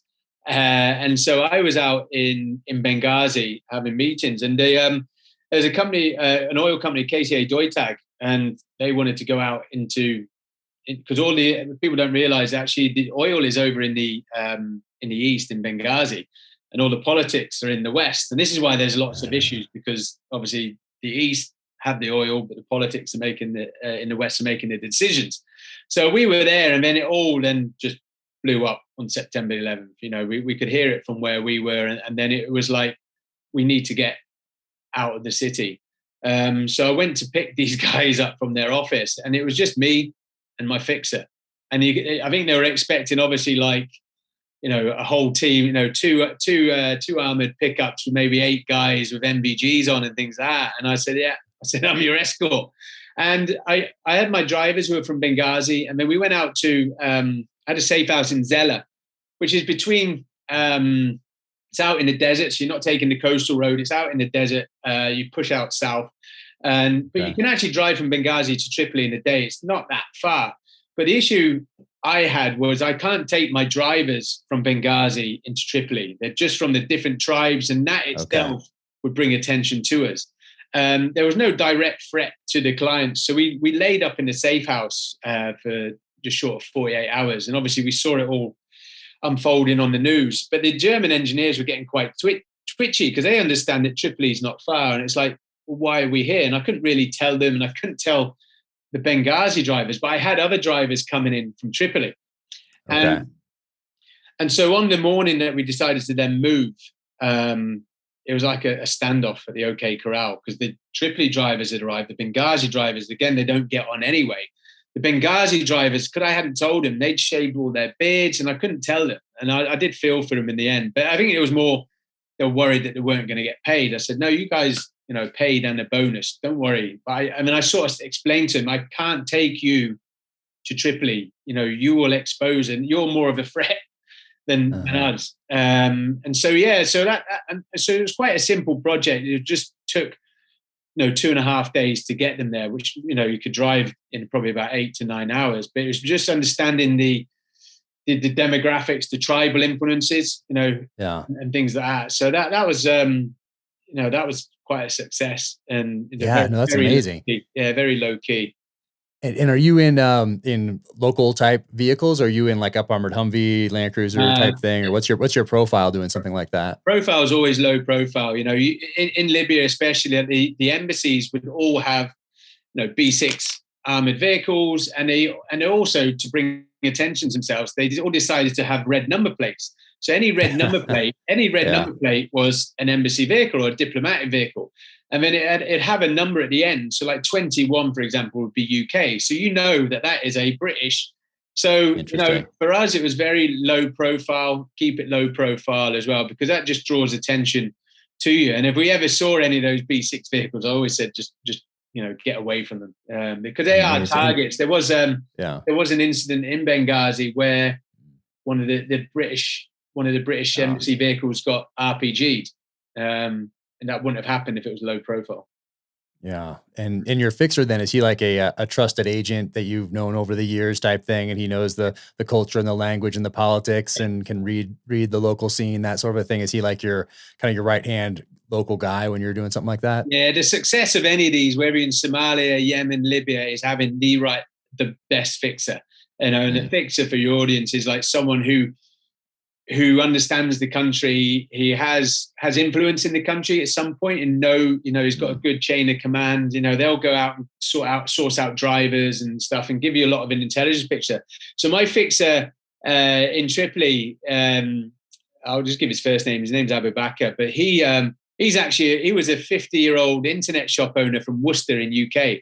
But he was Libyan. He was Libyan born, but he understood the Western way that we work, and the Libyan way. But it's like, shway shway, it's like, inshallah, they take their time. So it was good for that. But also his cousin was the president of the GNC, which is the new government. So that had pull on the West. But I couldn't use Abu Bakr in the East. I had to have another fixer for there who was of a similar sort of background from him. So fixers were crucial. And as I say, everyone's very quick to tarnish these communities, but the success of some of these projects, they wouldn't be successful if it wasn't for these people laying us up in safe houses, as we're seeing now in Afghanistan as well. Oh my gosh. Yeah. And when you're doing something like that, are you the only one armed if you're doing that, or are you armed at all? Or are you just like, how's that working? I wasn't armed at all, but the location of my caches were, you knew where they are. They're not if you need to get to houses. Yeah, they're strategically placed close to the safe houses. So So no, thankfully, I never needed to be armed. It's more intelligence led, moving at the right time, and letting people know who need to know that you're moving through their area, especially the tribal elders. And then, I mean, you're there for a few things. You're there for another time when our tier 1 special operations unit comes in and does a hit, and you're at the same time, you're working on something completely separate, but you get kind of thrown in with them because you're a Westerner. The timing was right. And then, so how did that impact what you did going forward? So for me, it was just, everyone has this perception of special forces of, and Hollywood doesn't help, offensive action, which is what we're good at, but that's 25% of what we do. So my time and experience, so I understood what was going on in the city. I understood what those guys, they were doing that 25% offensive action. Yeah. 50% of what we do in the special forces, as you know, is support and influence. It's hearts and minds, being embedded with locals, training them. So this is where my sort of skill sets from SF came into play. We didn't need to do the offensive action. You assess the situation. There's no direct threat to us.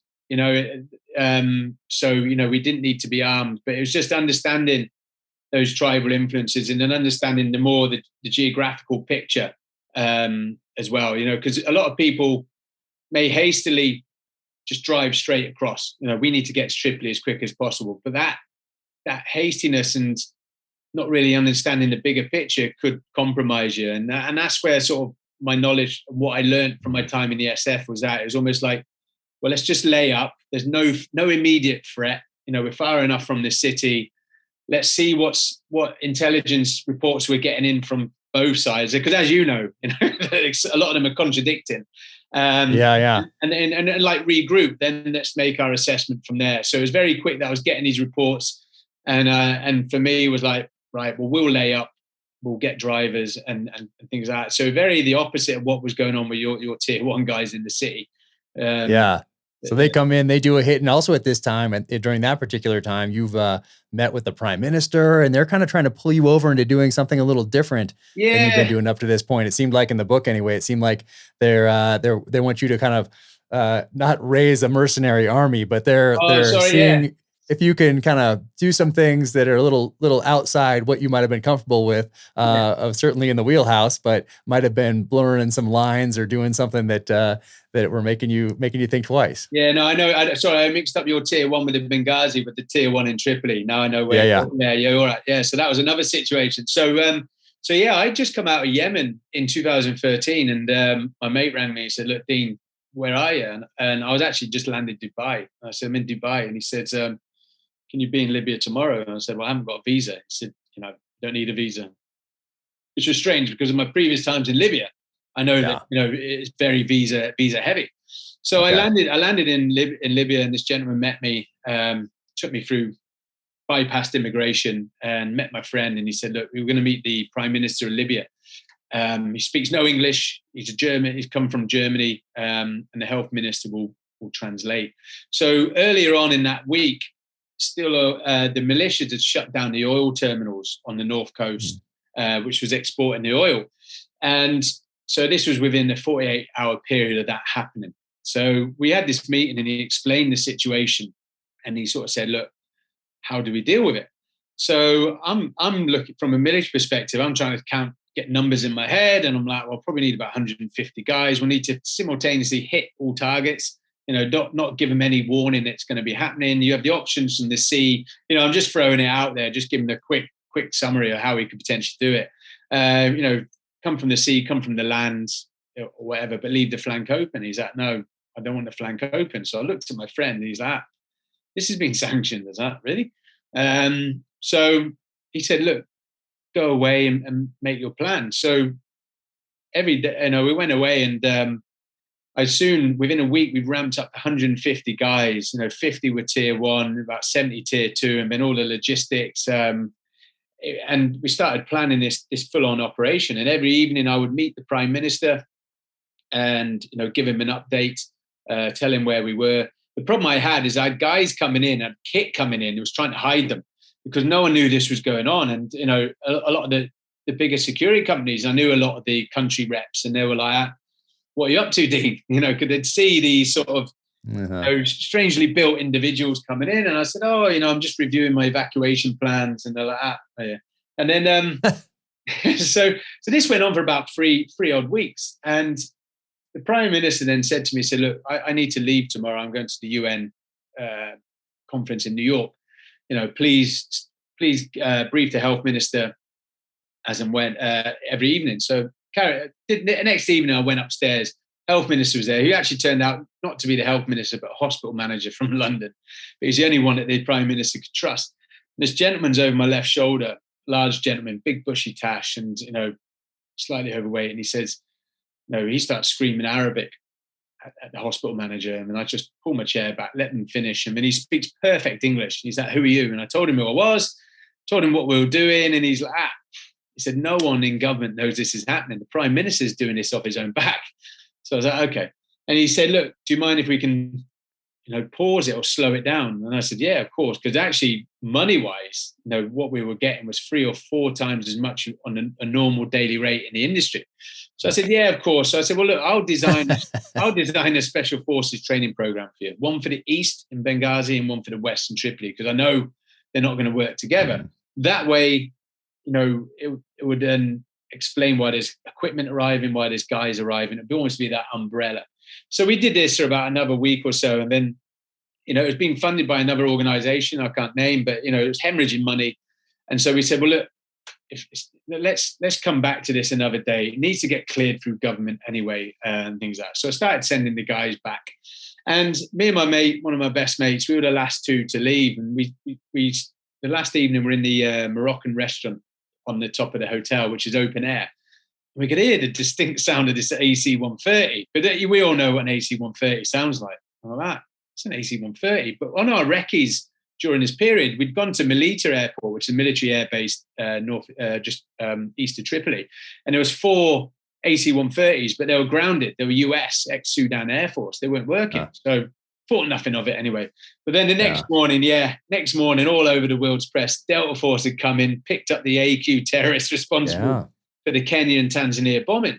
So obviously, it was great success and great operation. But you can imagine how difficult it was for me and my mate to get out of Libya, because we obviously looked the part. People knew that we've been coordinating. Doing something a little different. Yeah, there's something now. They didn't know what was going on. So it was very difficult getting out of the country. Got out of the country anyway, and sort of laid up for a couple of weeks. About 3 days later, when the Prime Minister had got back, he got lifted from the hotel by the militia. And of course, then people thought that was us as well. And it wasn't us.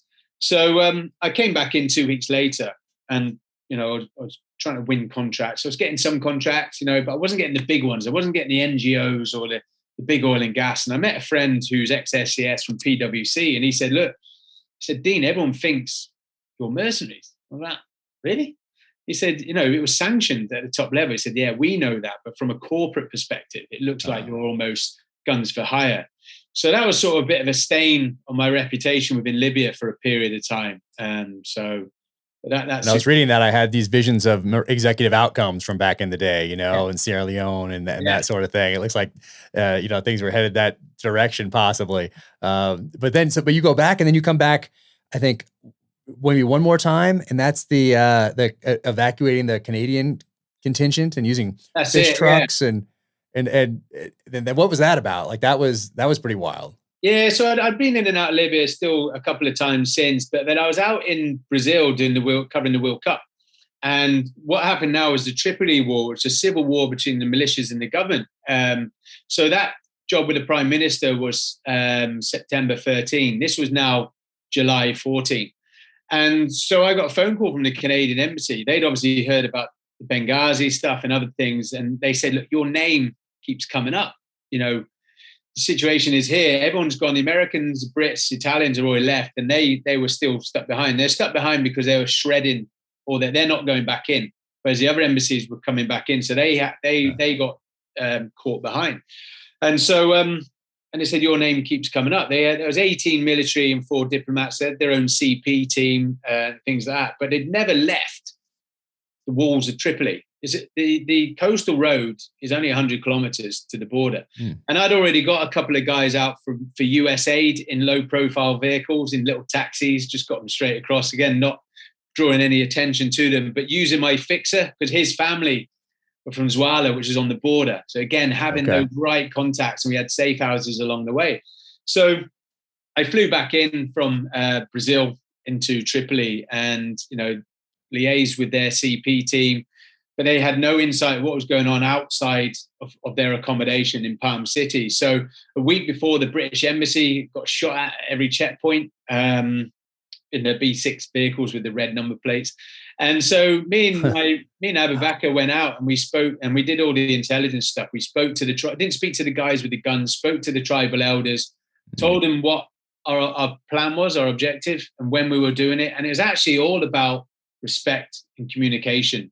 And they appreciated it. And actually, where the Brits got shot at, one of the main towns, we then got escorted when we came out, because they knew we were coming. And it was, it was just a different approach rather than just that hasty move.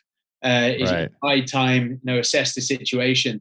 So they were in their vehicles, and then myself and Abu Bakr in a soft vehicle ahead of the convoy, speaking to the checkpoints, liaison, palming some hands with cash, as you do, and then just safely got them through. So evacuated the Canadian embassy, 18 men. We had UAV coverage as well from the border, but obviously they could only, because they're diplomatic vehicles, no one's allowed to go enter their vehicles. They had much more kit than that, so their issue was the kit. So again, rather than having vehicles attached to them, because people will be wondering what those vehicles are. Every day from Tripoli, there's fish wagons which take fish from Tripoli into Tunis. So they do that route every day. They know the borders, they know the things. So that's what I did. I employed 2 fish wagons who do that route all the time, and we put all this, and a lot of it was sensitive kit as well. Put it in there.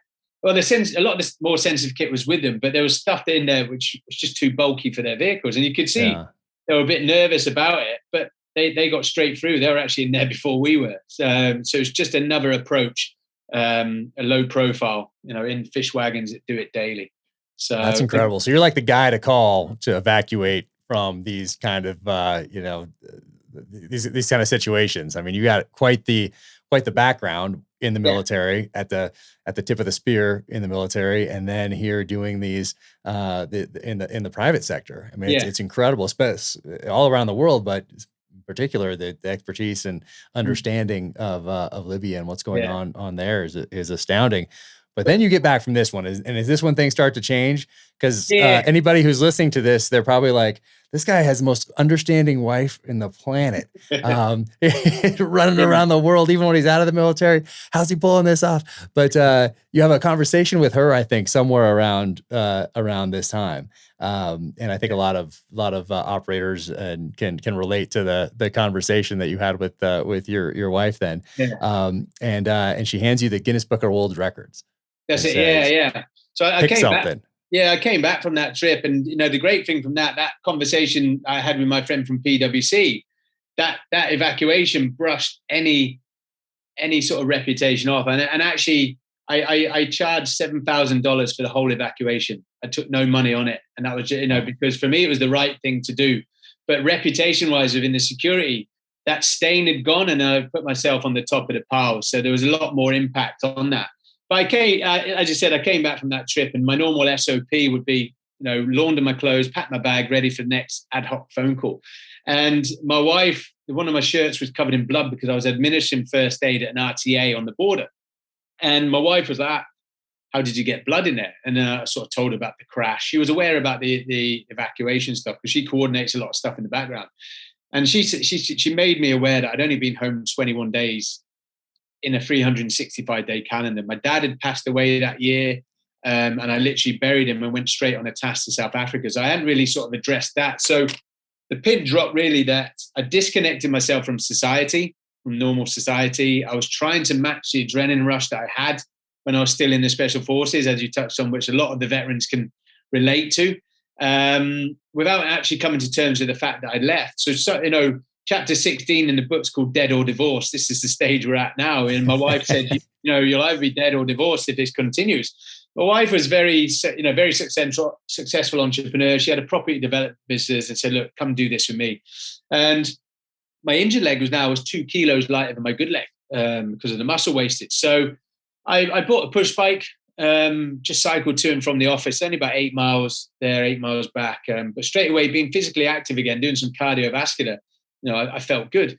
And my wife, with my backstory, my wife could see I had no interest in property development. And it was about a month before my 40th birthday. So I was having a midlife crisis about being old. And so I said, well, I've always fancied a world record. And she said, well, what in? I said, well, cycling seems to be good. It's not impacting my knee. So she, as you said, she threw the Guinness Book of Records and we started going through. And I'm looking for like Cairo to Cape Town was the one I initially looked at, because I knew Africa, but I knew Africa and I thought, well, I don't really want to cycle it. I've done that. I want to go somewhere I've never been before. And she then found the world's longest road, the Pan American Highway, which runs from southern Argentina to northern Alaska. So I thought, perfect. It goes through all the different temperatures, climates, terrains. It will test me, and there'll be countries that I've never visited before, which will obviously keep me mentally engaged. So having only cycled 20 miles, I applied for the world record for the world's longest road. And Guinness came back 6 weeks later, said, yes, you've been successful on your application. And so, that was the start of the bike campaign. That's incredible. People don't really realize that growing up in the 80s, the Guinness Book of World Records was a big deal because there was no internet. So it's a huge, it's a big deal. But even people that kind of grew up with it and still know what it is, I don't think they realize there's a process you go through to apply. I think they think like you open it up, find one, and then get a camera out and try to, juggle more eggs than the last guy. But you apply for this thing, you find one, and your experience now as a cyclist is pretty much relegated to the stationary bike to rehab your knee for the most part, I think. And so you choose this thing where you don't have a background bicycling through two countries that you don't know, and you want to do it you want to beat the last guy. The record was what, 117 days or something? That was the last like that. One. Yeah, that was the last guy. And you want to do it in 110. That's what you think you can do it in. And of course, we'll get to what you really did it in, which is amazing. But then you just decide to do it, and that's your next goal. And then you want to tie it to a charity, and you get to reach out. Of course, you had met Prince Harry at a close air support school, I think back in 2007. So you guys are drinking buddies, we call him in the States. Like he's a friend, and you reach out to him and ask him about how do you raise money and do this stuff with charities and foundations. And so how did all that come about and get you to that start line, which I think was February of February 2018. Is that when you did 2018? Yeah. So obviously Harry and I met in 2007, and we maintained relationships ever since. Did a lot in the charity sector behind closed doors, especially in the military fraternity. And when Guinness came back, I thought, well, I'll ring Harry. He's obviously one of the best in the world when it comes to charity work. And I told him what I was going to do, and he said, oh, it's amazing. And he was about to launch a campaign, him and his brother and Kate, called Heads Together, which is about mental health, and sort of explained about that. And I thought, let's focus on that. So that's what I did. He then introduced me to the Royal Foundation, and we started PAH 18. I set a target of £1 million because at 14,000 miles, I wanted to the amount of money we were going to raise reflect the challenge itself. You can't really ask for £1 million to go run 10 miles. It has to be relative. Commensurate. And then so we did that. We did a promo video together, which sort of helped. And then I started learning about cycling. I wasn't a cyclist, but what I learned from my time in the military and then took in the private security sector is all about that planning and execution. A lot of planning involved. And so I just took a military set of orders, put it on there, and just crossed out the ammunition. But I wasn't getting the information I needed from the magazines and the books about cycling. And so I spoke to the previous record holders and did the hot debrief, what worked, what didn't work. And if you were going to do it again, what would you do differently?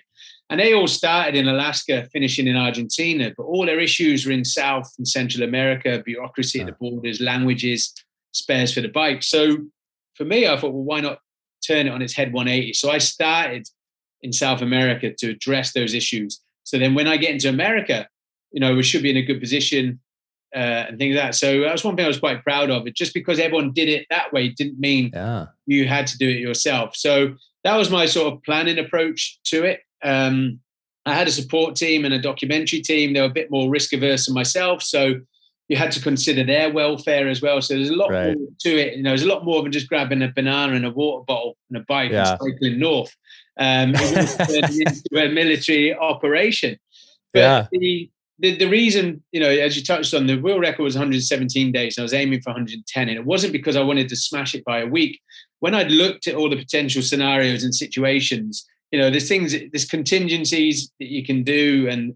But when it came to like natural disasters or coups, there's nothing you can do. And so if we were going to encounter one of them, I'd rather eat into that week that I'd put aside, than eating into the record time. So I was always aiming for the 110 days. Yeah, no, that's incredible. And I think you watched The Long Way Around. Those guys, the guys that took their bikes around the world and maybe learned a couple of things there. And then what was also cool is you found the bike sponsor. How do you say it? Orba, O-R-B-E. Orbea, the Spanish. Orbea. Yeah, so you found them. It was super cool in reading the book is that you go down there and they tell you that, hey, this used to be a weapons manufacturing plant. We used to make rifles here, and now we make bicycles. And it was so cool the way you described, like thinking of yourself and that transition and what you're doing now.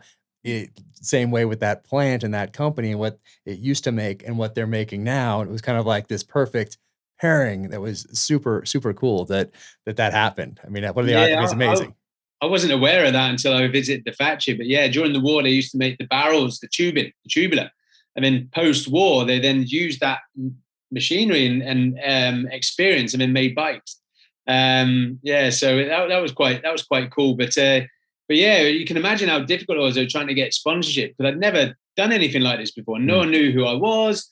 And, so I used to go to some of these blue chip companies and I'd be like, well, I'm going to cycle the world's longest road, break a world record and raise £1 million for mental health. I think a lot of them thought I had mental health problems myself. But thankfully, the campaign that Harry had touched on had launched at the London Marathon.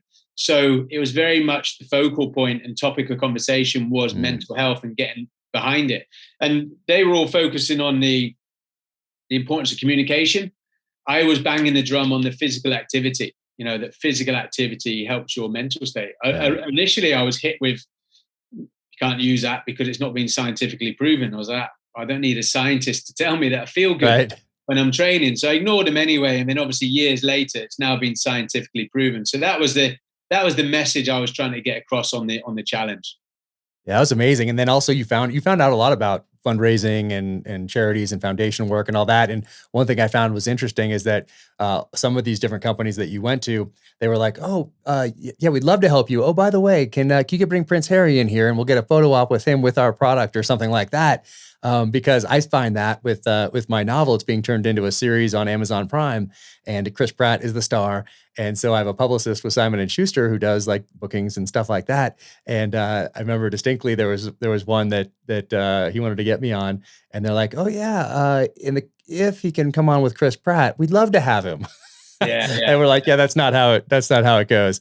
And I know you ran into that a couple times during your process here. Yeah, it's quite difficult. It can be an advantage and actually mainly a disadvantage having someone as high profile associated to it.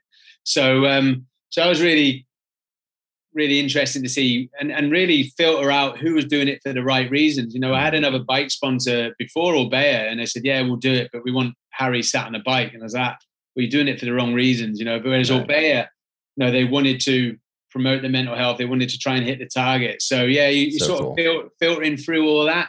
But it can be quite difficult. Yeah, no, amazing. And then you start going. And it's February 1st you start, or February of 2018 you start? Yeah, February the 1st. Originally we were going to start in March, but I got a main sponsor, a FTSE 100 wealth management company, and they said, look, we've got an event at the end of January. Can you come down, guest speak in front of 10,000 of our staff? And so for me, physically and mentally, I was ready. Alana ran the whole campaign. Alana was doing all the stuff in the background, the fundraising, things like that. She was in a good position, spoke to the support team. They were happy to move it forward as well. So for me, I moved it forward from the 1st of March to the 1st of February so that I would leave Scotland, do all the PR press, this launch night and stuff with the sponsor, and then fly off. It's not disturbing my training. We're then hitting the ground running. So we did that. So when we landed, but before we set off, the St. James's Place Wealth Management, they had a fundraising dinner that evening. They raised £265,000 and then matched it pound for pound. So they raised £530,000 on that first night before I'd even set off. So, no pressure, I hadn't even turned the crank and we'd already $500,000 up. So, but that's great awesome. Going into it. Yeah. But moving the challenge forward, we were ready, but the shipping container was stuck in Chile and it couldn't get down to Argentina because of the strong winds. So, we had enough kit to get going. The support team were like, well, we can't go without all of our kit. And I sort of went out for a couple hours bike ride and I made the decision again, just did a ground assessment. I was like, well, we have enough kit to get going. We'll start tomorrow. And then the shipping container caught up with us later on when we were in Chile. We picked that up as we went through. But, the world record, as you said, was 117 days. You're going to have challenges on that challenge, but I wasn't expecting from day one. I had 40 mile an hour crosswinds, and living in Scotland, I'm used to the wind, but this wind was relentless down in Tierra del Fuego. There's a gap in it. It just kept blowing. Yeah. So I had my targets for the day that I needed to hit. So I was, and there weren't big numbers, only about 90 miles, 95 miles starting off with, but it was a full day cycling. But on the second day, there was a sharp stabbing pain in my good leg. And, we got off the bike, we measured it, everything was where it should be. And we sent the footage to Team Sky, to one of the analysts, and they came back within 24 hours. And because the winds were so strong, I was cycling at a 45-degree angle. Oh, wow. The bike straight. So it was the torsion in the knee. But mentally, you can imagine on a 100-plus day challenge, and already you're in pain. But thankfully, a week later, the wind subsided, and so did the pain. And then from then on, it was good gains then. I think the worst position I was on the whole challenge was I was 39 miles behind target on the end of the first week, but my target was still a week ahead of the world record. And from then on, the winds would then work to my favor or were just neutral. And it was just big gains then all the way through South America. I mean, that's incredible. And did you ever think about security concerns, not just, local threats here and there, but being specifically targeted because of the press surrounding it, because of the connection to Prince Harry, because of your background in the military? Did you ever think like, hey, I have this entire route. They know where I'm going to be for the next X number of days. Did you ever think of it in those terms, or were you like, what? No. I did think about it. Luckily I didn't have as much exposure until I'd actually finished. Once we finished, then it was all over the press and things like that. And so you're going through places like Mexico and Colombia, but Colombia, they love cycling. They're a huge cycling fraternity. So actually, I know that some of my team were like worried and they were panicking and things like that, but they were locked in a vehicle, and I was probably the biggest threat. But biggest threat was to me on the Lycra. But everyone I saw, I didn't see any sort of hostility. And like you say, when you're on the ground and you're making that sort of assessment, you're sort of I'm doing it all the time when I'm on the ground. I didn't see any sort of hostility or any sort of threats at all. My biggest concern was nature. It was Mother Nature, holding me up. But I loved Mexico and I loved Colombia. Actually, the only issue we had was when we got to Colorado. Someone broke into one of the vehicles. So I read that. When I thought all the concerns were actually in the south, it was actually Colorado. So we're very fortunate in that. Yeah.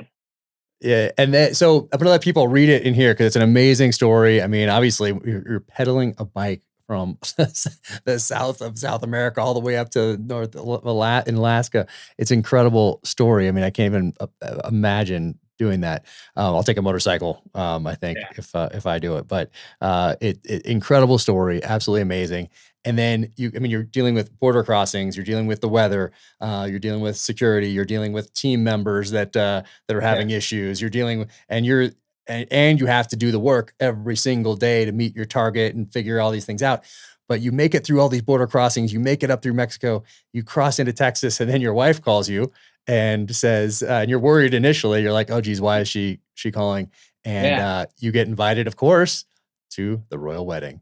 Yeah, So I took 10 days off the South America record, did that in 48 days. And as you said, I got to, I was dealing with all, I call it managing egos. I was dealing with support team. I was dealing with everything else. Actually, I call it the challenge behind the challenge, but the bike ride was the easiest part, for me, because I was in my own little bubble. And the good thing about me on this challenge compared to other challenges is me and my wife planned it. So we knew every point or every part of the project. And that's what kept me busy. I was thinking about the next, phases and things like that. But yeah, as you rightly touched on, we got to North America on day 70, and I was 14 days ahead of the world record. I'm like, perfect. I can take a day's rest here or there, chatting to the previous record holders. All our issues are in South and Central America. And within an hour of getting into Del Rio, phone, 5 missed calls. And Alana's very good. Like I said, she's the campaign director, tries to keep all those issues away from me so I can just focus on the job. And so my initial concern was our kids. I thought there's something wrong with the children. And I rang her back and she said, look, she goes, what do you wear to a royal wedding? I said, sorry. And she we've been invited to Harry and Meghan's wedding. I was like, all right. I said, when is it? And she told me, she goes, but I've done the calculations. She goes, you need to be in Prudhoe Bay in Alaska. The last flight out is day 102. So going into the phone call, I was 14 days ahead. 10 minutes later, I'm now a day behind. I'm a day behind on my new target. How things change. All my efforts up until now, haven't really counted. So there was mixed emotions cycling off. Yes, it's nice to be invited to a wedding, but I was cursing him slightly. And what does your wife say? Doesn't she say something like, you better start pedaling faster or something along those lines? Yeah, she's going anyway. She'll take another. She's plus one. That's right. So I then got to Lubbock in Texas, and it was 60-mile-an-hour winds and tornadoes for the next day. So I'm now 2 days behind. So there's an app on your phone called Windy TV, and it's popular with sailors, and it gives you the strength and directions of the winds forecasted every hour for the next 2 weeks. Quite about 95% accurate. So I just put pen to paper, and I had to cycle 340 miles in the next 36 hours to get out of Lubbock. So I just put pen to paper, and I made a plan, and I looked at the weather windows, and a lot of the winds was subsiding in the evening, a bit like the desert. The winds die down, they pick up in the afternoon, they die down in the evening. So the fortunate thing I had in North America is that I could cycle at night. There wasn't any real security risks like there was back in South America. So I was cycling from first light to last light on the first stage. The second stage, it was like wherever there was gaps in the wind.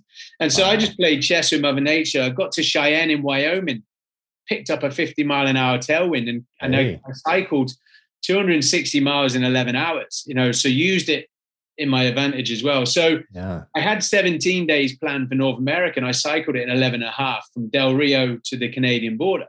And so I thought, perfect, world record secure.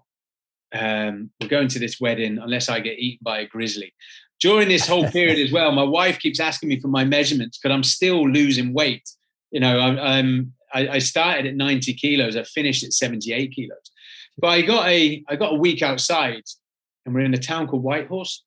And I got a phone call from a friend saying, have you seen this guy? So there's a guy, his name is Michael Strasser, professional cyclist, got 3 other endurance world records, sponsored by Red Bull. He's got all the brands behind him.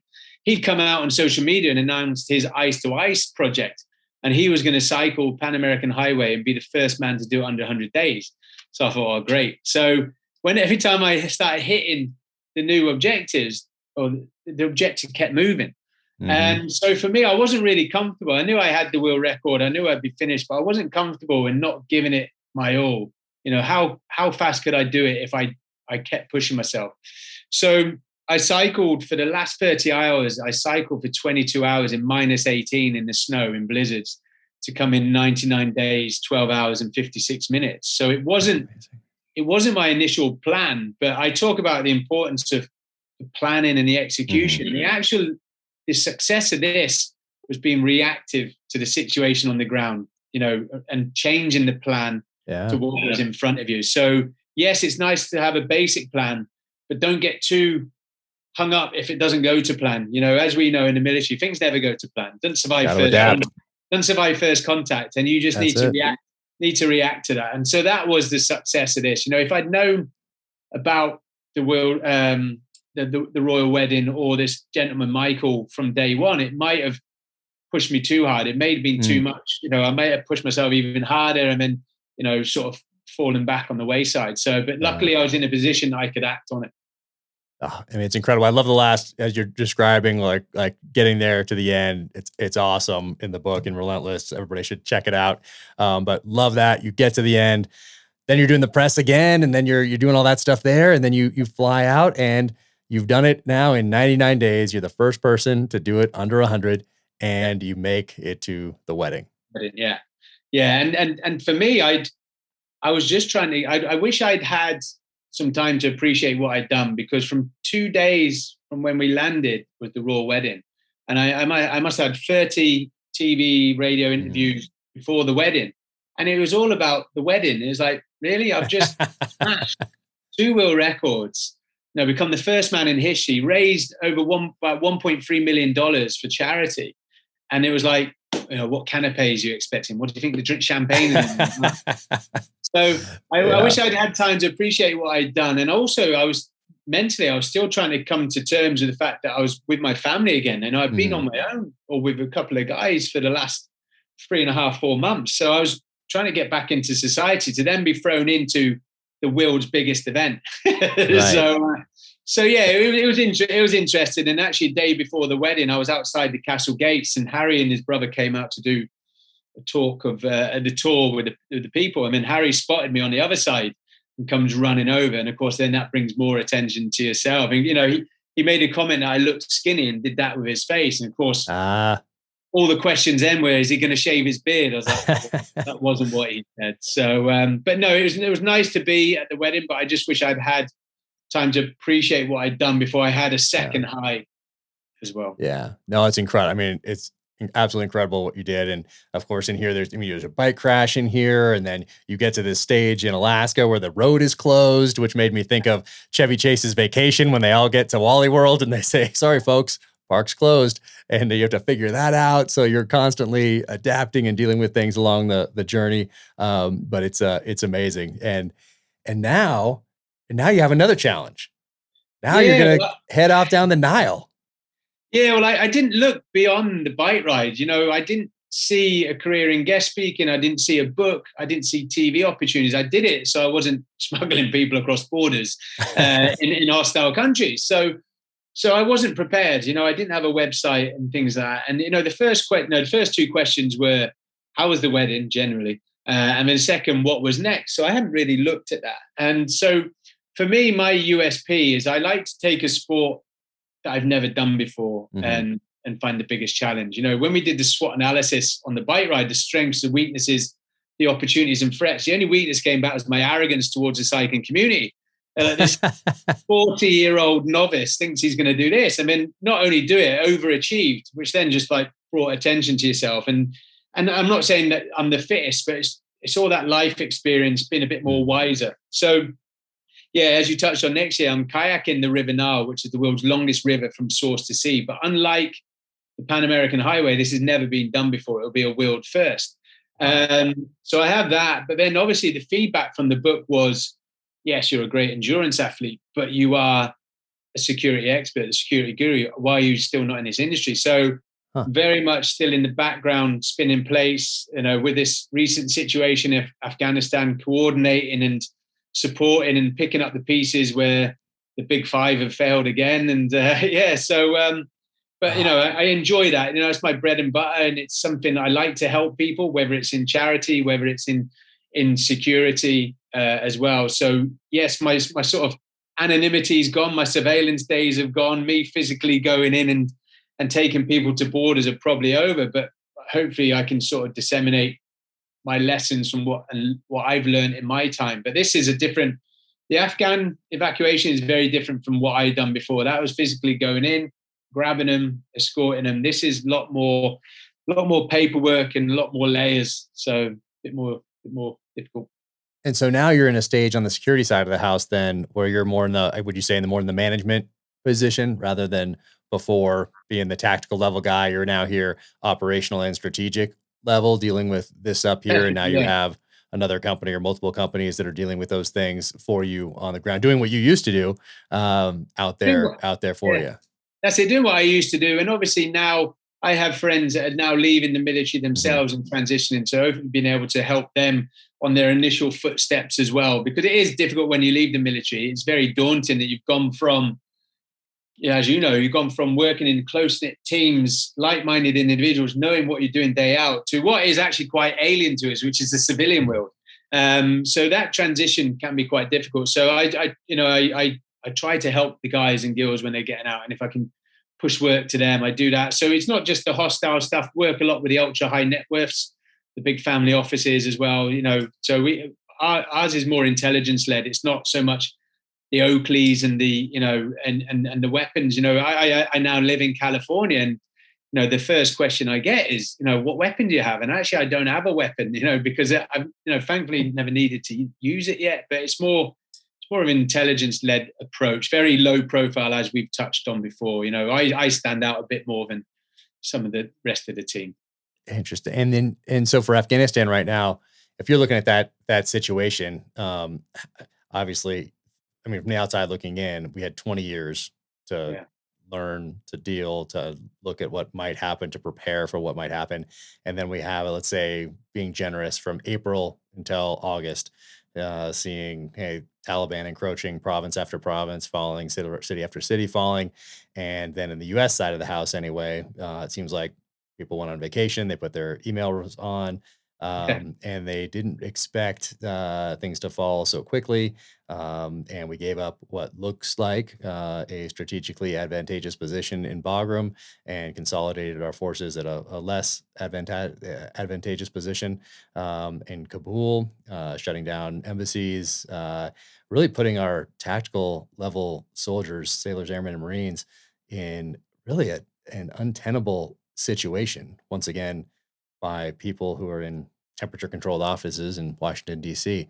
yeah. So when you see that, what would you, if you were, and maybe you were, hired to take a look at that situation, let's say January, February, March, April, May of this last year, and put in place some plans to get a small number of people out or a large number of people out, Yeah. what would you have been doing during that time frame? And then when would you have activated those plans to start bringing people out?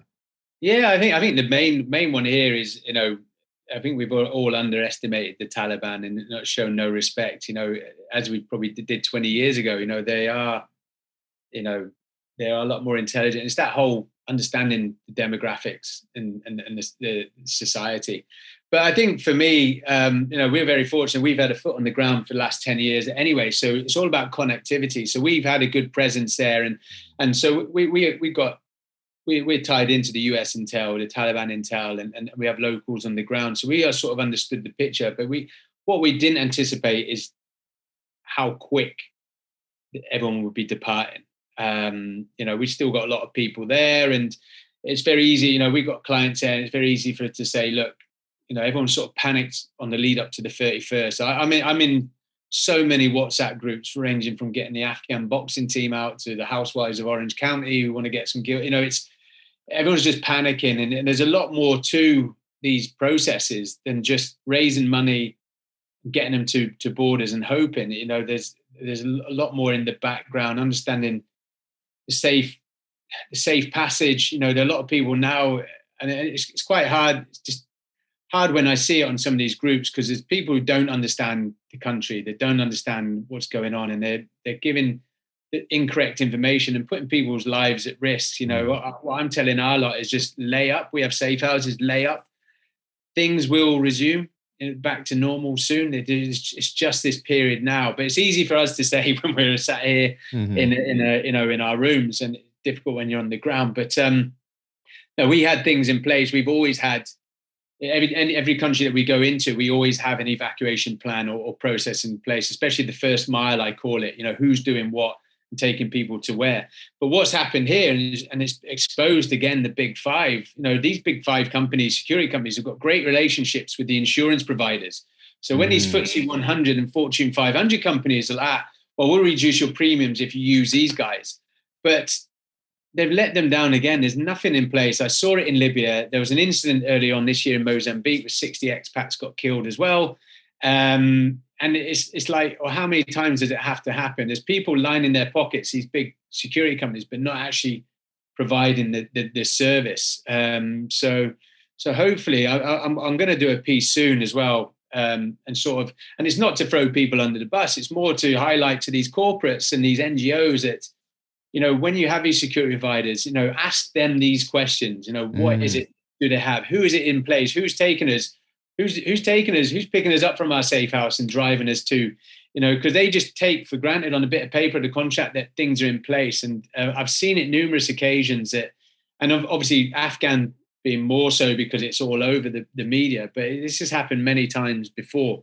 But, as going back to your initial question, we had a process in place anyway, so we weren't caught short, whereas some of the others were.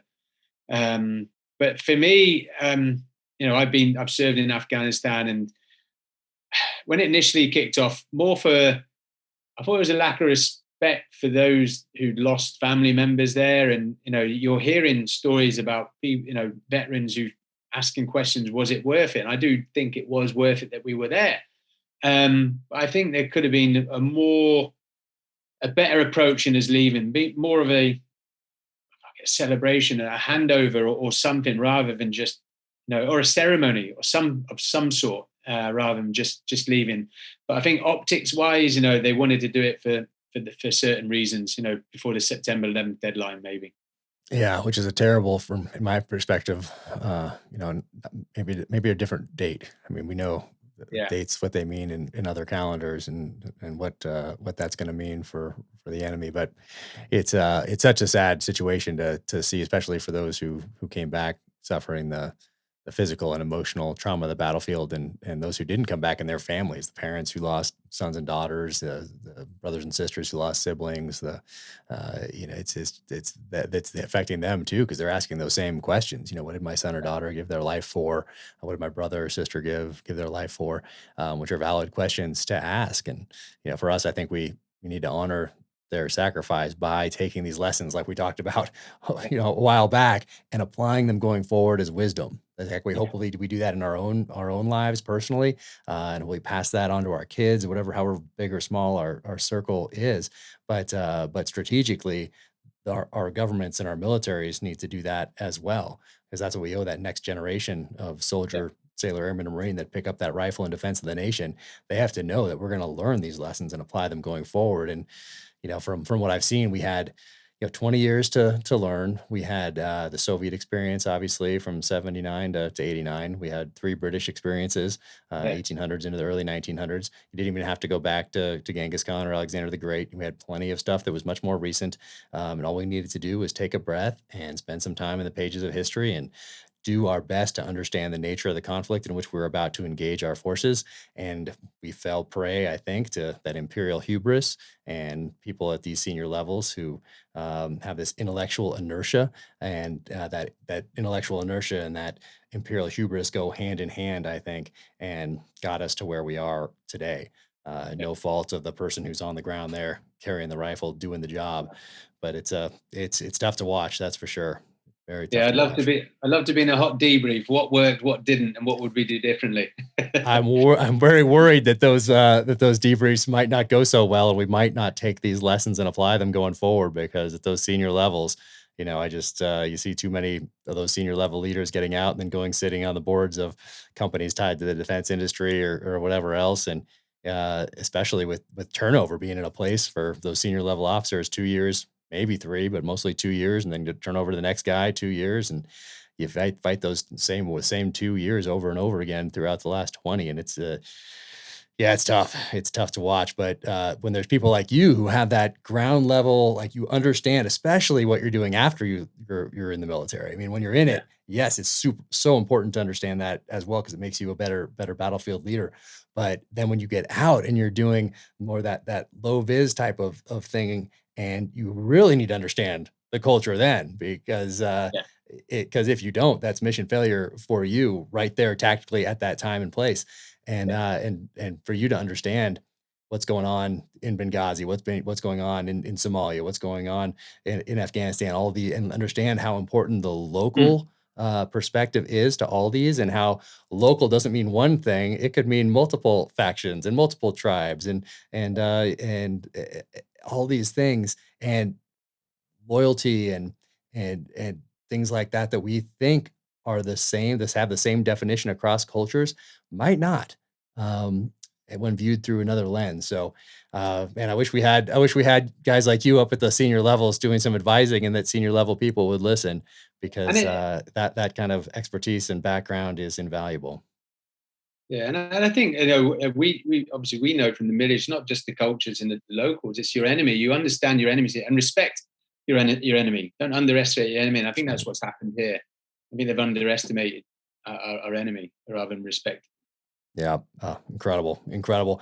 And so, are you going to do any writing about, like, let's say, take a breath, another 6 months, a year? You're going to write another book about the Nile, or write about maybe some security Yeah. situations, or maybe have it similar to this one, where maybe some lessons learned, or what your perspective on what happened in Afghanistan, and then leading into the Nile and that adventure that's coming up this next year. What's the plan for more books going forward? Yeah, the plan for more books. My wife's actually doing the book as well, because obviously the feedback from the book, there's a lot of mention about my wife in there, Hmm. and how does she, how does she support? No, because I genuinely believe that anyone can break a world record, and it's not me being arrogant. If someone's there running the businesses, paying the mortgage, looking after the family and things like that, and which is what she does, as well as get involved with the campaign directors. There's been a lot of attention to how does she do it? How does she cope when I'm away for months on end and things like that? So Alana's book will come out, and it will almost follow up from my book. I'm governed by the Official Secrecy Act on certain things. She's not, so there'll be more exposure on certain things there. But then the Nile book, yes, you're right. I'll then pick up on the Nile, and the spine of the book will be about the Nile. But again, what I'm trying to promote with the Nile is, having worked all over Africa, this is going to be very much a different challenge compared to the bike ride. It's a road, you've got to get from A to B. Africa is a different continent completely. And Mm. again, people will only see on media about famine, war, and things like that, when really they're probably one of the most hospitable people I've ever met in Africa. They don't have much money, but they're always happy, and things like that. So the Nile is really going to promote those cultures in Africa, and there will be, like I said, the spine will be about the Nile, but then there'll be break-offs to security jobs that I've done in and around Africa, and what I've learned Awesome. from that, and how I've brought that into the challenge. Oh, that's very cool. I can't wait. And you're training right now. You're training on the kayak and getting ready. And When I can, unlike the bike ride, which is cardiovascular, that was cardiovascular. The kayaking is more technique. okay, The Nile is everything from flat to grade 6 waterfalls, the most powerful waterfall in the world, Murchison Falls. But unlike the cycling community, which is vast, this kayaking community have really come together, and I'm working with some great kayakers in the US. Rush Sturgis is a famous kayaker. He's helping with my white water stuff, and awesome. I've got an ocean ski at Newport Aquatic Centre. So any sort of time I get on the water. Yeah. So it's more the technique rather than the physical fitness. Because unlike the bike ride, the river's flowing. So I start in Rwanda. And finish in Egypt. So it's 4,280 miles. So it's just having that mindset of just being able to just keep going each day. I have a figure in my head of of the timeline. There is no timeline to beat, because it's never been done before. So I have one in my head. I won't share that. Yeah. But yeah, I won't be far off doing 40 miles a day on the water. But there'll be days where you've got big white water and you won't be covering as much. And there'll be other days where you've just got, just flat and it's flowing well. And there'll be days where you're just being held at borders. Well, it's going to be incredible. I'm so excited. I mean, I love kayaking. I love river rafting, and I grew up doing that sort of thing. And I always wanted to, I think I read, it was either a book, or I think it was an article maybe in high school. It talked about these guys that circumnavigated Iceland in sea kayaks. And I was always like, oh man, that would be so awesome. So I still bring that up every now and again to my wife. And she's like, when are you going to fit that in? But I love the kayak. I love boating. I love all that. So it's going to be a great adventure. It's going to be an amazing adventure. You're more than welcome to come along. Like I said, for this one is like, I'm working with Guinness World Records. There's loads of guidelines, stringent guidelines. With the bike ride, it's very, there's so much information they need, video footage, signatures, everything, computer data. There's so much involved in it. But because there's stringent guidelines, you have to stick to those guidelines. You breach any of those guidelines, you don't get the record. Mm-hmm. So no one's ever done the Nile before. So Guinness gave me their guidelines. And it's like the guidelines they'd taken from the Amazon. I was like, well, this is a different river completely. There's a civil war in South Sudan. There's crocodiles, there's hippos. So actually, I then decided, well, it's never been done before. It's a world first. I'm not interested in the record. So if you take those guidelines away, you've got more of a bigger picture or opportunities when you're having to make those key decisions rather being sort of funneled. Oh, we have to do this because the guidelines are this, this, and this. You know, for example, I'm not allowed with the Guinness guidelines to go in any other boat other than the boats I've got. But it'd be great to get into a local boat with a fisherman and try his out. So, so I actually took that away, which also then meant that people, if they wanted to come join me, they didn't feel pressured that I was going for this world record. So yeah, we're open up. So if that's pretty cool. Calendar, you can come join me and we'll have a paddle. Oh man, that would be awesome. Join you for a little bit of that. I'm gonna go get my maps out here later on and check out this route because that sounds absolutely incredible. And one thing you write in the book, which I thought was pretty cool, that really resonated, and you wrote, "If you fail, think of all those smug faces telling you they knew that you would," and that's that's pretty cool because you get that if you like. For me, I wanted to be a SEAL my whole life, and so you see that look on people's faces, like, yeah, you're not gonna make it. Or when you tell people you want to write a book and get it published by a major New York publishing house, you get the same kind of look from most people. So I love that you wrote that in there. That really resonated with me, and I think to anybody who wants to do something extraordinary in life, you can't let that bandwidth get taken up by all the doubters or anything like that. You can use it as fuel, or like, hey, what are the odds? Like, what are the odds of you making it from the tip of South America all the way up to Alaska? What are those odds of making it unscathed or making it in under 100 days? Well, you know what? You can think about that and have it take up a lot of the bandwidth like this, or you can just be, oh, it's tough. Boom. And that's it. And then you know what? That gives you, it fuels you up how tough it is to do all the work that you need to do to then get to that starting point in February and be able to start pedaling. So I love that you wrote that in the book. That was pretty cool. Yeah, no, and I think for me, like, with big challenges like that, if you looked at the full 114,000 miles, it just consumed me, so for me, it's just breaking it down into manageable bite sizes. Because a lot of people nowadays, if I was to tell someone, no, you're going to do London Marathon next week, they'll tell me all the reasons why they can't rather than reasons why they can. So for me, I just made sure I just looked at what I was doing that day. I didn't look at the next day or the next week. And once you've got a day, you just tick that off and you just look at the next day. And that's what I did on selection. 6-month course, I didn't look at badging day. I just, what do I need to do to get me to the start point tomorrow? So, and that's what I did. I just sort of took that mindset across and also made sure there's a lot of people doing challenges and for example, they're like, I'm 10 miles behind today. I'll catch that up tomorrow, but you don't know what's going to happen tomorrow. You could have another bad day, like 20, 30 miles behind. So I always made sure that I stayed on that bike for an extra 45 minutes or an hour. So I'd hit the target. So you're in a good mindset or headspace going in the next day. And then, as I said, the worst position I was 39 miles behind target. And then from then on, it was all good. But yeah, use that negative energy from others. Don't argue with them. There's no point. Nope. Use it as fuel. My father telling me the last 2 minutes, okay, that was my fuel and energy to prove him wrong. Being told I couldn't go SBS, okay, and so forth. So I just keep doing it. Yeah, a lot of guys in buds, they think of that Hell Week and they think of Friday when it's still Sunday evening, and then they ring that bell. For me, I went evolution to evolution. So I'm like, okay, I can make it through the O course. Okay, what's next? Surf Passage. Okay, I'll make it through that. But most guys who make it through tell me that they go meal to meal. Okay, I'm going to make it to lunch. I'm going to make it to dinner. I'm going to make it to mid-rats at midnight. Then I'm going to make it to breakfast. But I did evolution to evolution. I needed to break it into smaller chunks.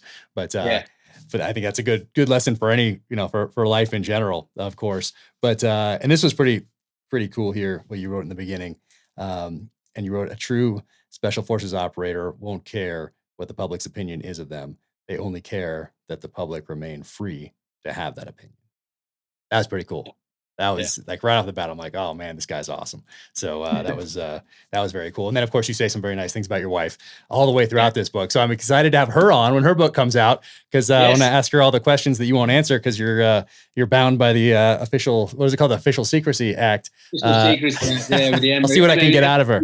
Disclosure, yeah. So which is why obviously for me I didn't disclose any of the SF tours, and it's more to protect their anonymity and the fact that they're still operating now.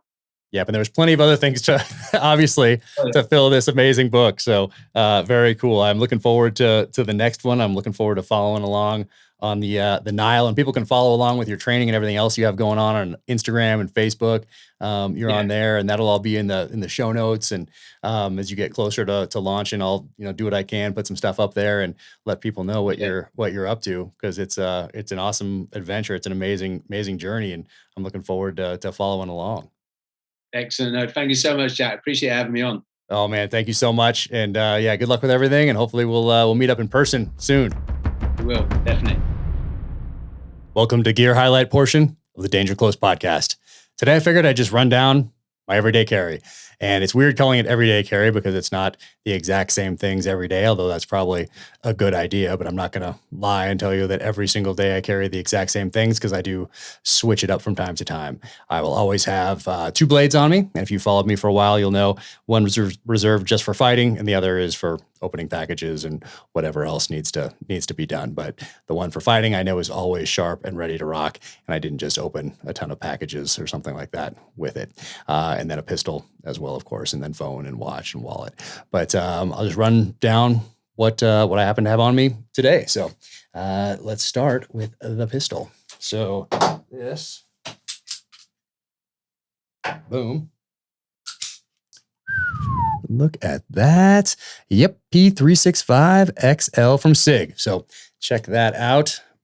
I've been carrying the 365 or the 365XL for a while now. This thing is beautiful. Love carrying this. I think the 365XL is, if I had to choose between the two, if I only could get one, and I would probably pick this one up.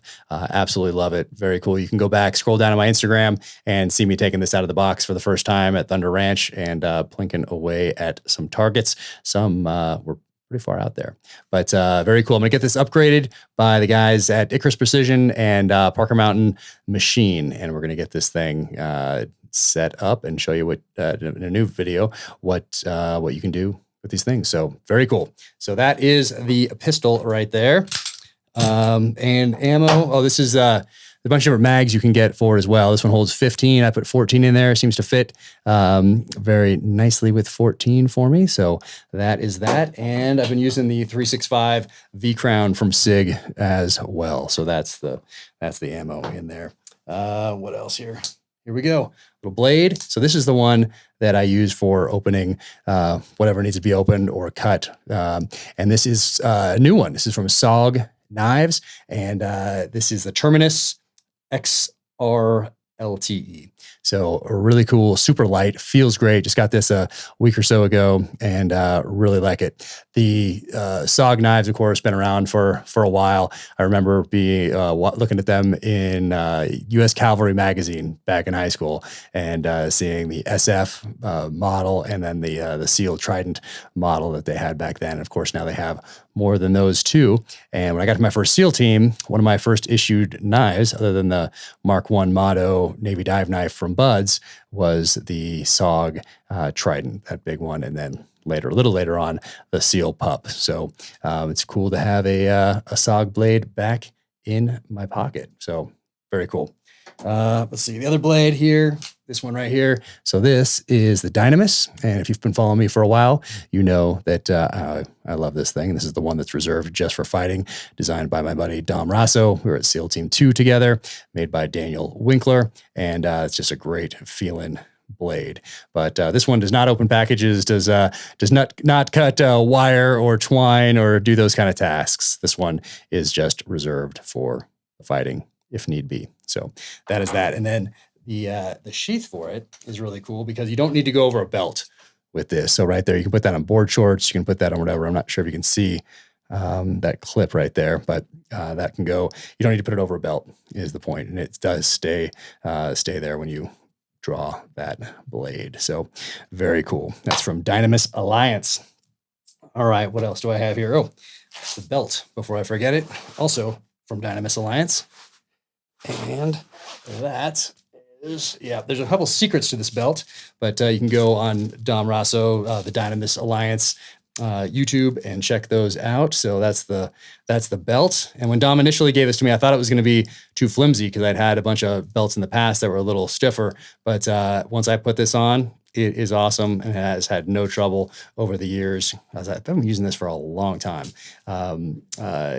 Carrying my holster and pistol and everything else. There's a couple secrets here. I'll give a couple away right now, but not all of them. So a little spot for something in the back. And then up here, you have a spot for some change and some money right there. But awesome belt. Absolutely love it. This has been my daily belt for, I want to say from 2014, maybe 2015, whenever these first came out. So absolutely love that belt. Let's see. Holster. Yep. So this is from Black Point Tactical, and I've been using these since, I want to say 2016 or 2017. But this is the mini wing from the guys at Black Point Tactical. And what I love about this, well, I like that the leather. They come in metal clips here or plastic. But what I really love is it's so clearly marked. If you have more than one pistol, which I may, then you know right away if you have the right holster. So you're not wasting time guessing if you have the right one, if you have pistols of similar size. So anyway, Black Point Tactical, awesome. What else? Here we go. Phone, of course, and wallet. So look at that. Cross Tomahawks wallet available. If you go to officialjackcarr.com, you can go to the gear section in the upper right hand corner, click on that, or you can just go to Jack Carr USA and leather wallet made in the USA out in Minnesota. Got the Cross Tomahawks there, little bone frog in the corner over there. And yeah, awesome wallet. Super happy with how those came out. What else? Little light. So this is the Streamlight Stylus Pro. And what I like about this is that if you lose it, you're not going to have a heart attack because it's not going to break the bank. So sometimes those expensive lights, if you lose them or they break, then you're thinking about it. If you lose this one, it falls out of your pocket. It's not the end of the world. But definitely like having a light on me as well. Okay, that is that. And then in my backpack, I'll have a headlamp or two. And this one is the old Petzl. They have a new version of this, but I really like these old ones. So I have a couple. I always have this in my backpack or two of those in my backpack. And then also a little med kit right here in my backpack. This is from Dark Angel Medical. I got the shears right here. I have the tourniquet right here. I added an epi pin there and then put a couple other things in here as well. So I should probably have a tourniquet on me, but at all times, but I'm not going to lie to you and pretend that I walk around with one when I don't all the time, but don't tell anybody. I should, you should, but I don't. So I'm not going to pretend like I do. So, but I do have this in my backpack at all times. And then what else I have in there is books. So if you see me walking around, please come over, say hello. And usually I have a couple books in my backpack and a pen, and I'd be more than happy to sign them for you if you see me wandering through an airport or around town or whatever else. So just as a way to say thank you, because it's sincerely appreciated. So that is a little everyday carry. Awesome. Thank you for tuning in to the Danger Close podcast, an Ironclad original presented by 6 Hour. You can find Dean Stott at Dean Stott. That's DeanStott.com. He's Dean Stott on Instagram and Facebook, and Dean Stott SBS on Twitter. You can find me at officialjackcarr.com or jackcarrusa.com for the merch. My next novel, In the Blood, is available for pre-order now. If you enjoyed this podcast, be sure and leave a 5-star rating and review wherever you get your podcasts. And until the next time, take care out there. Be safe. Stay strong. Keep fighting.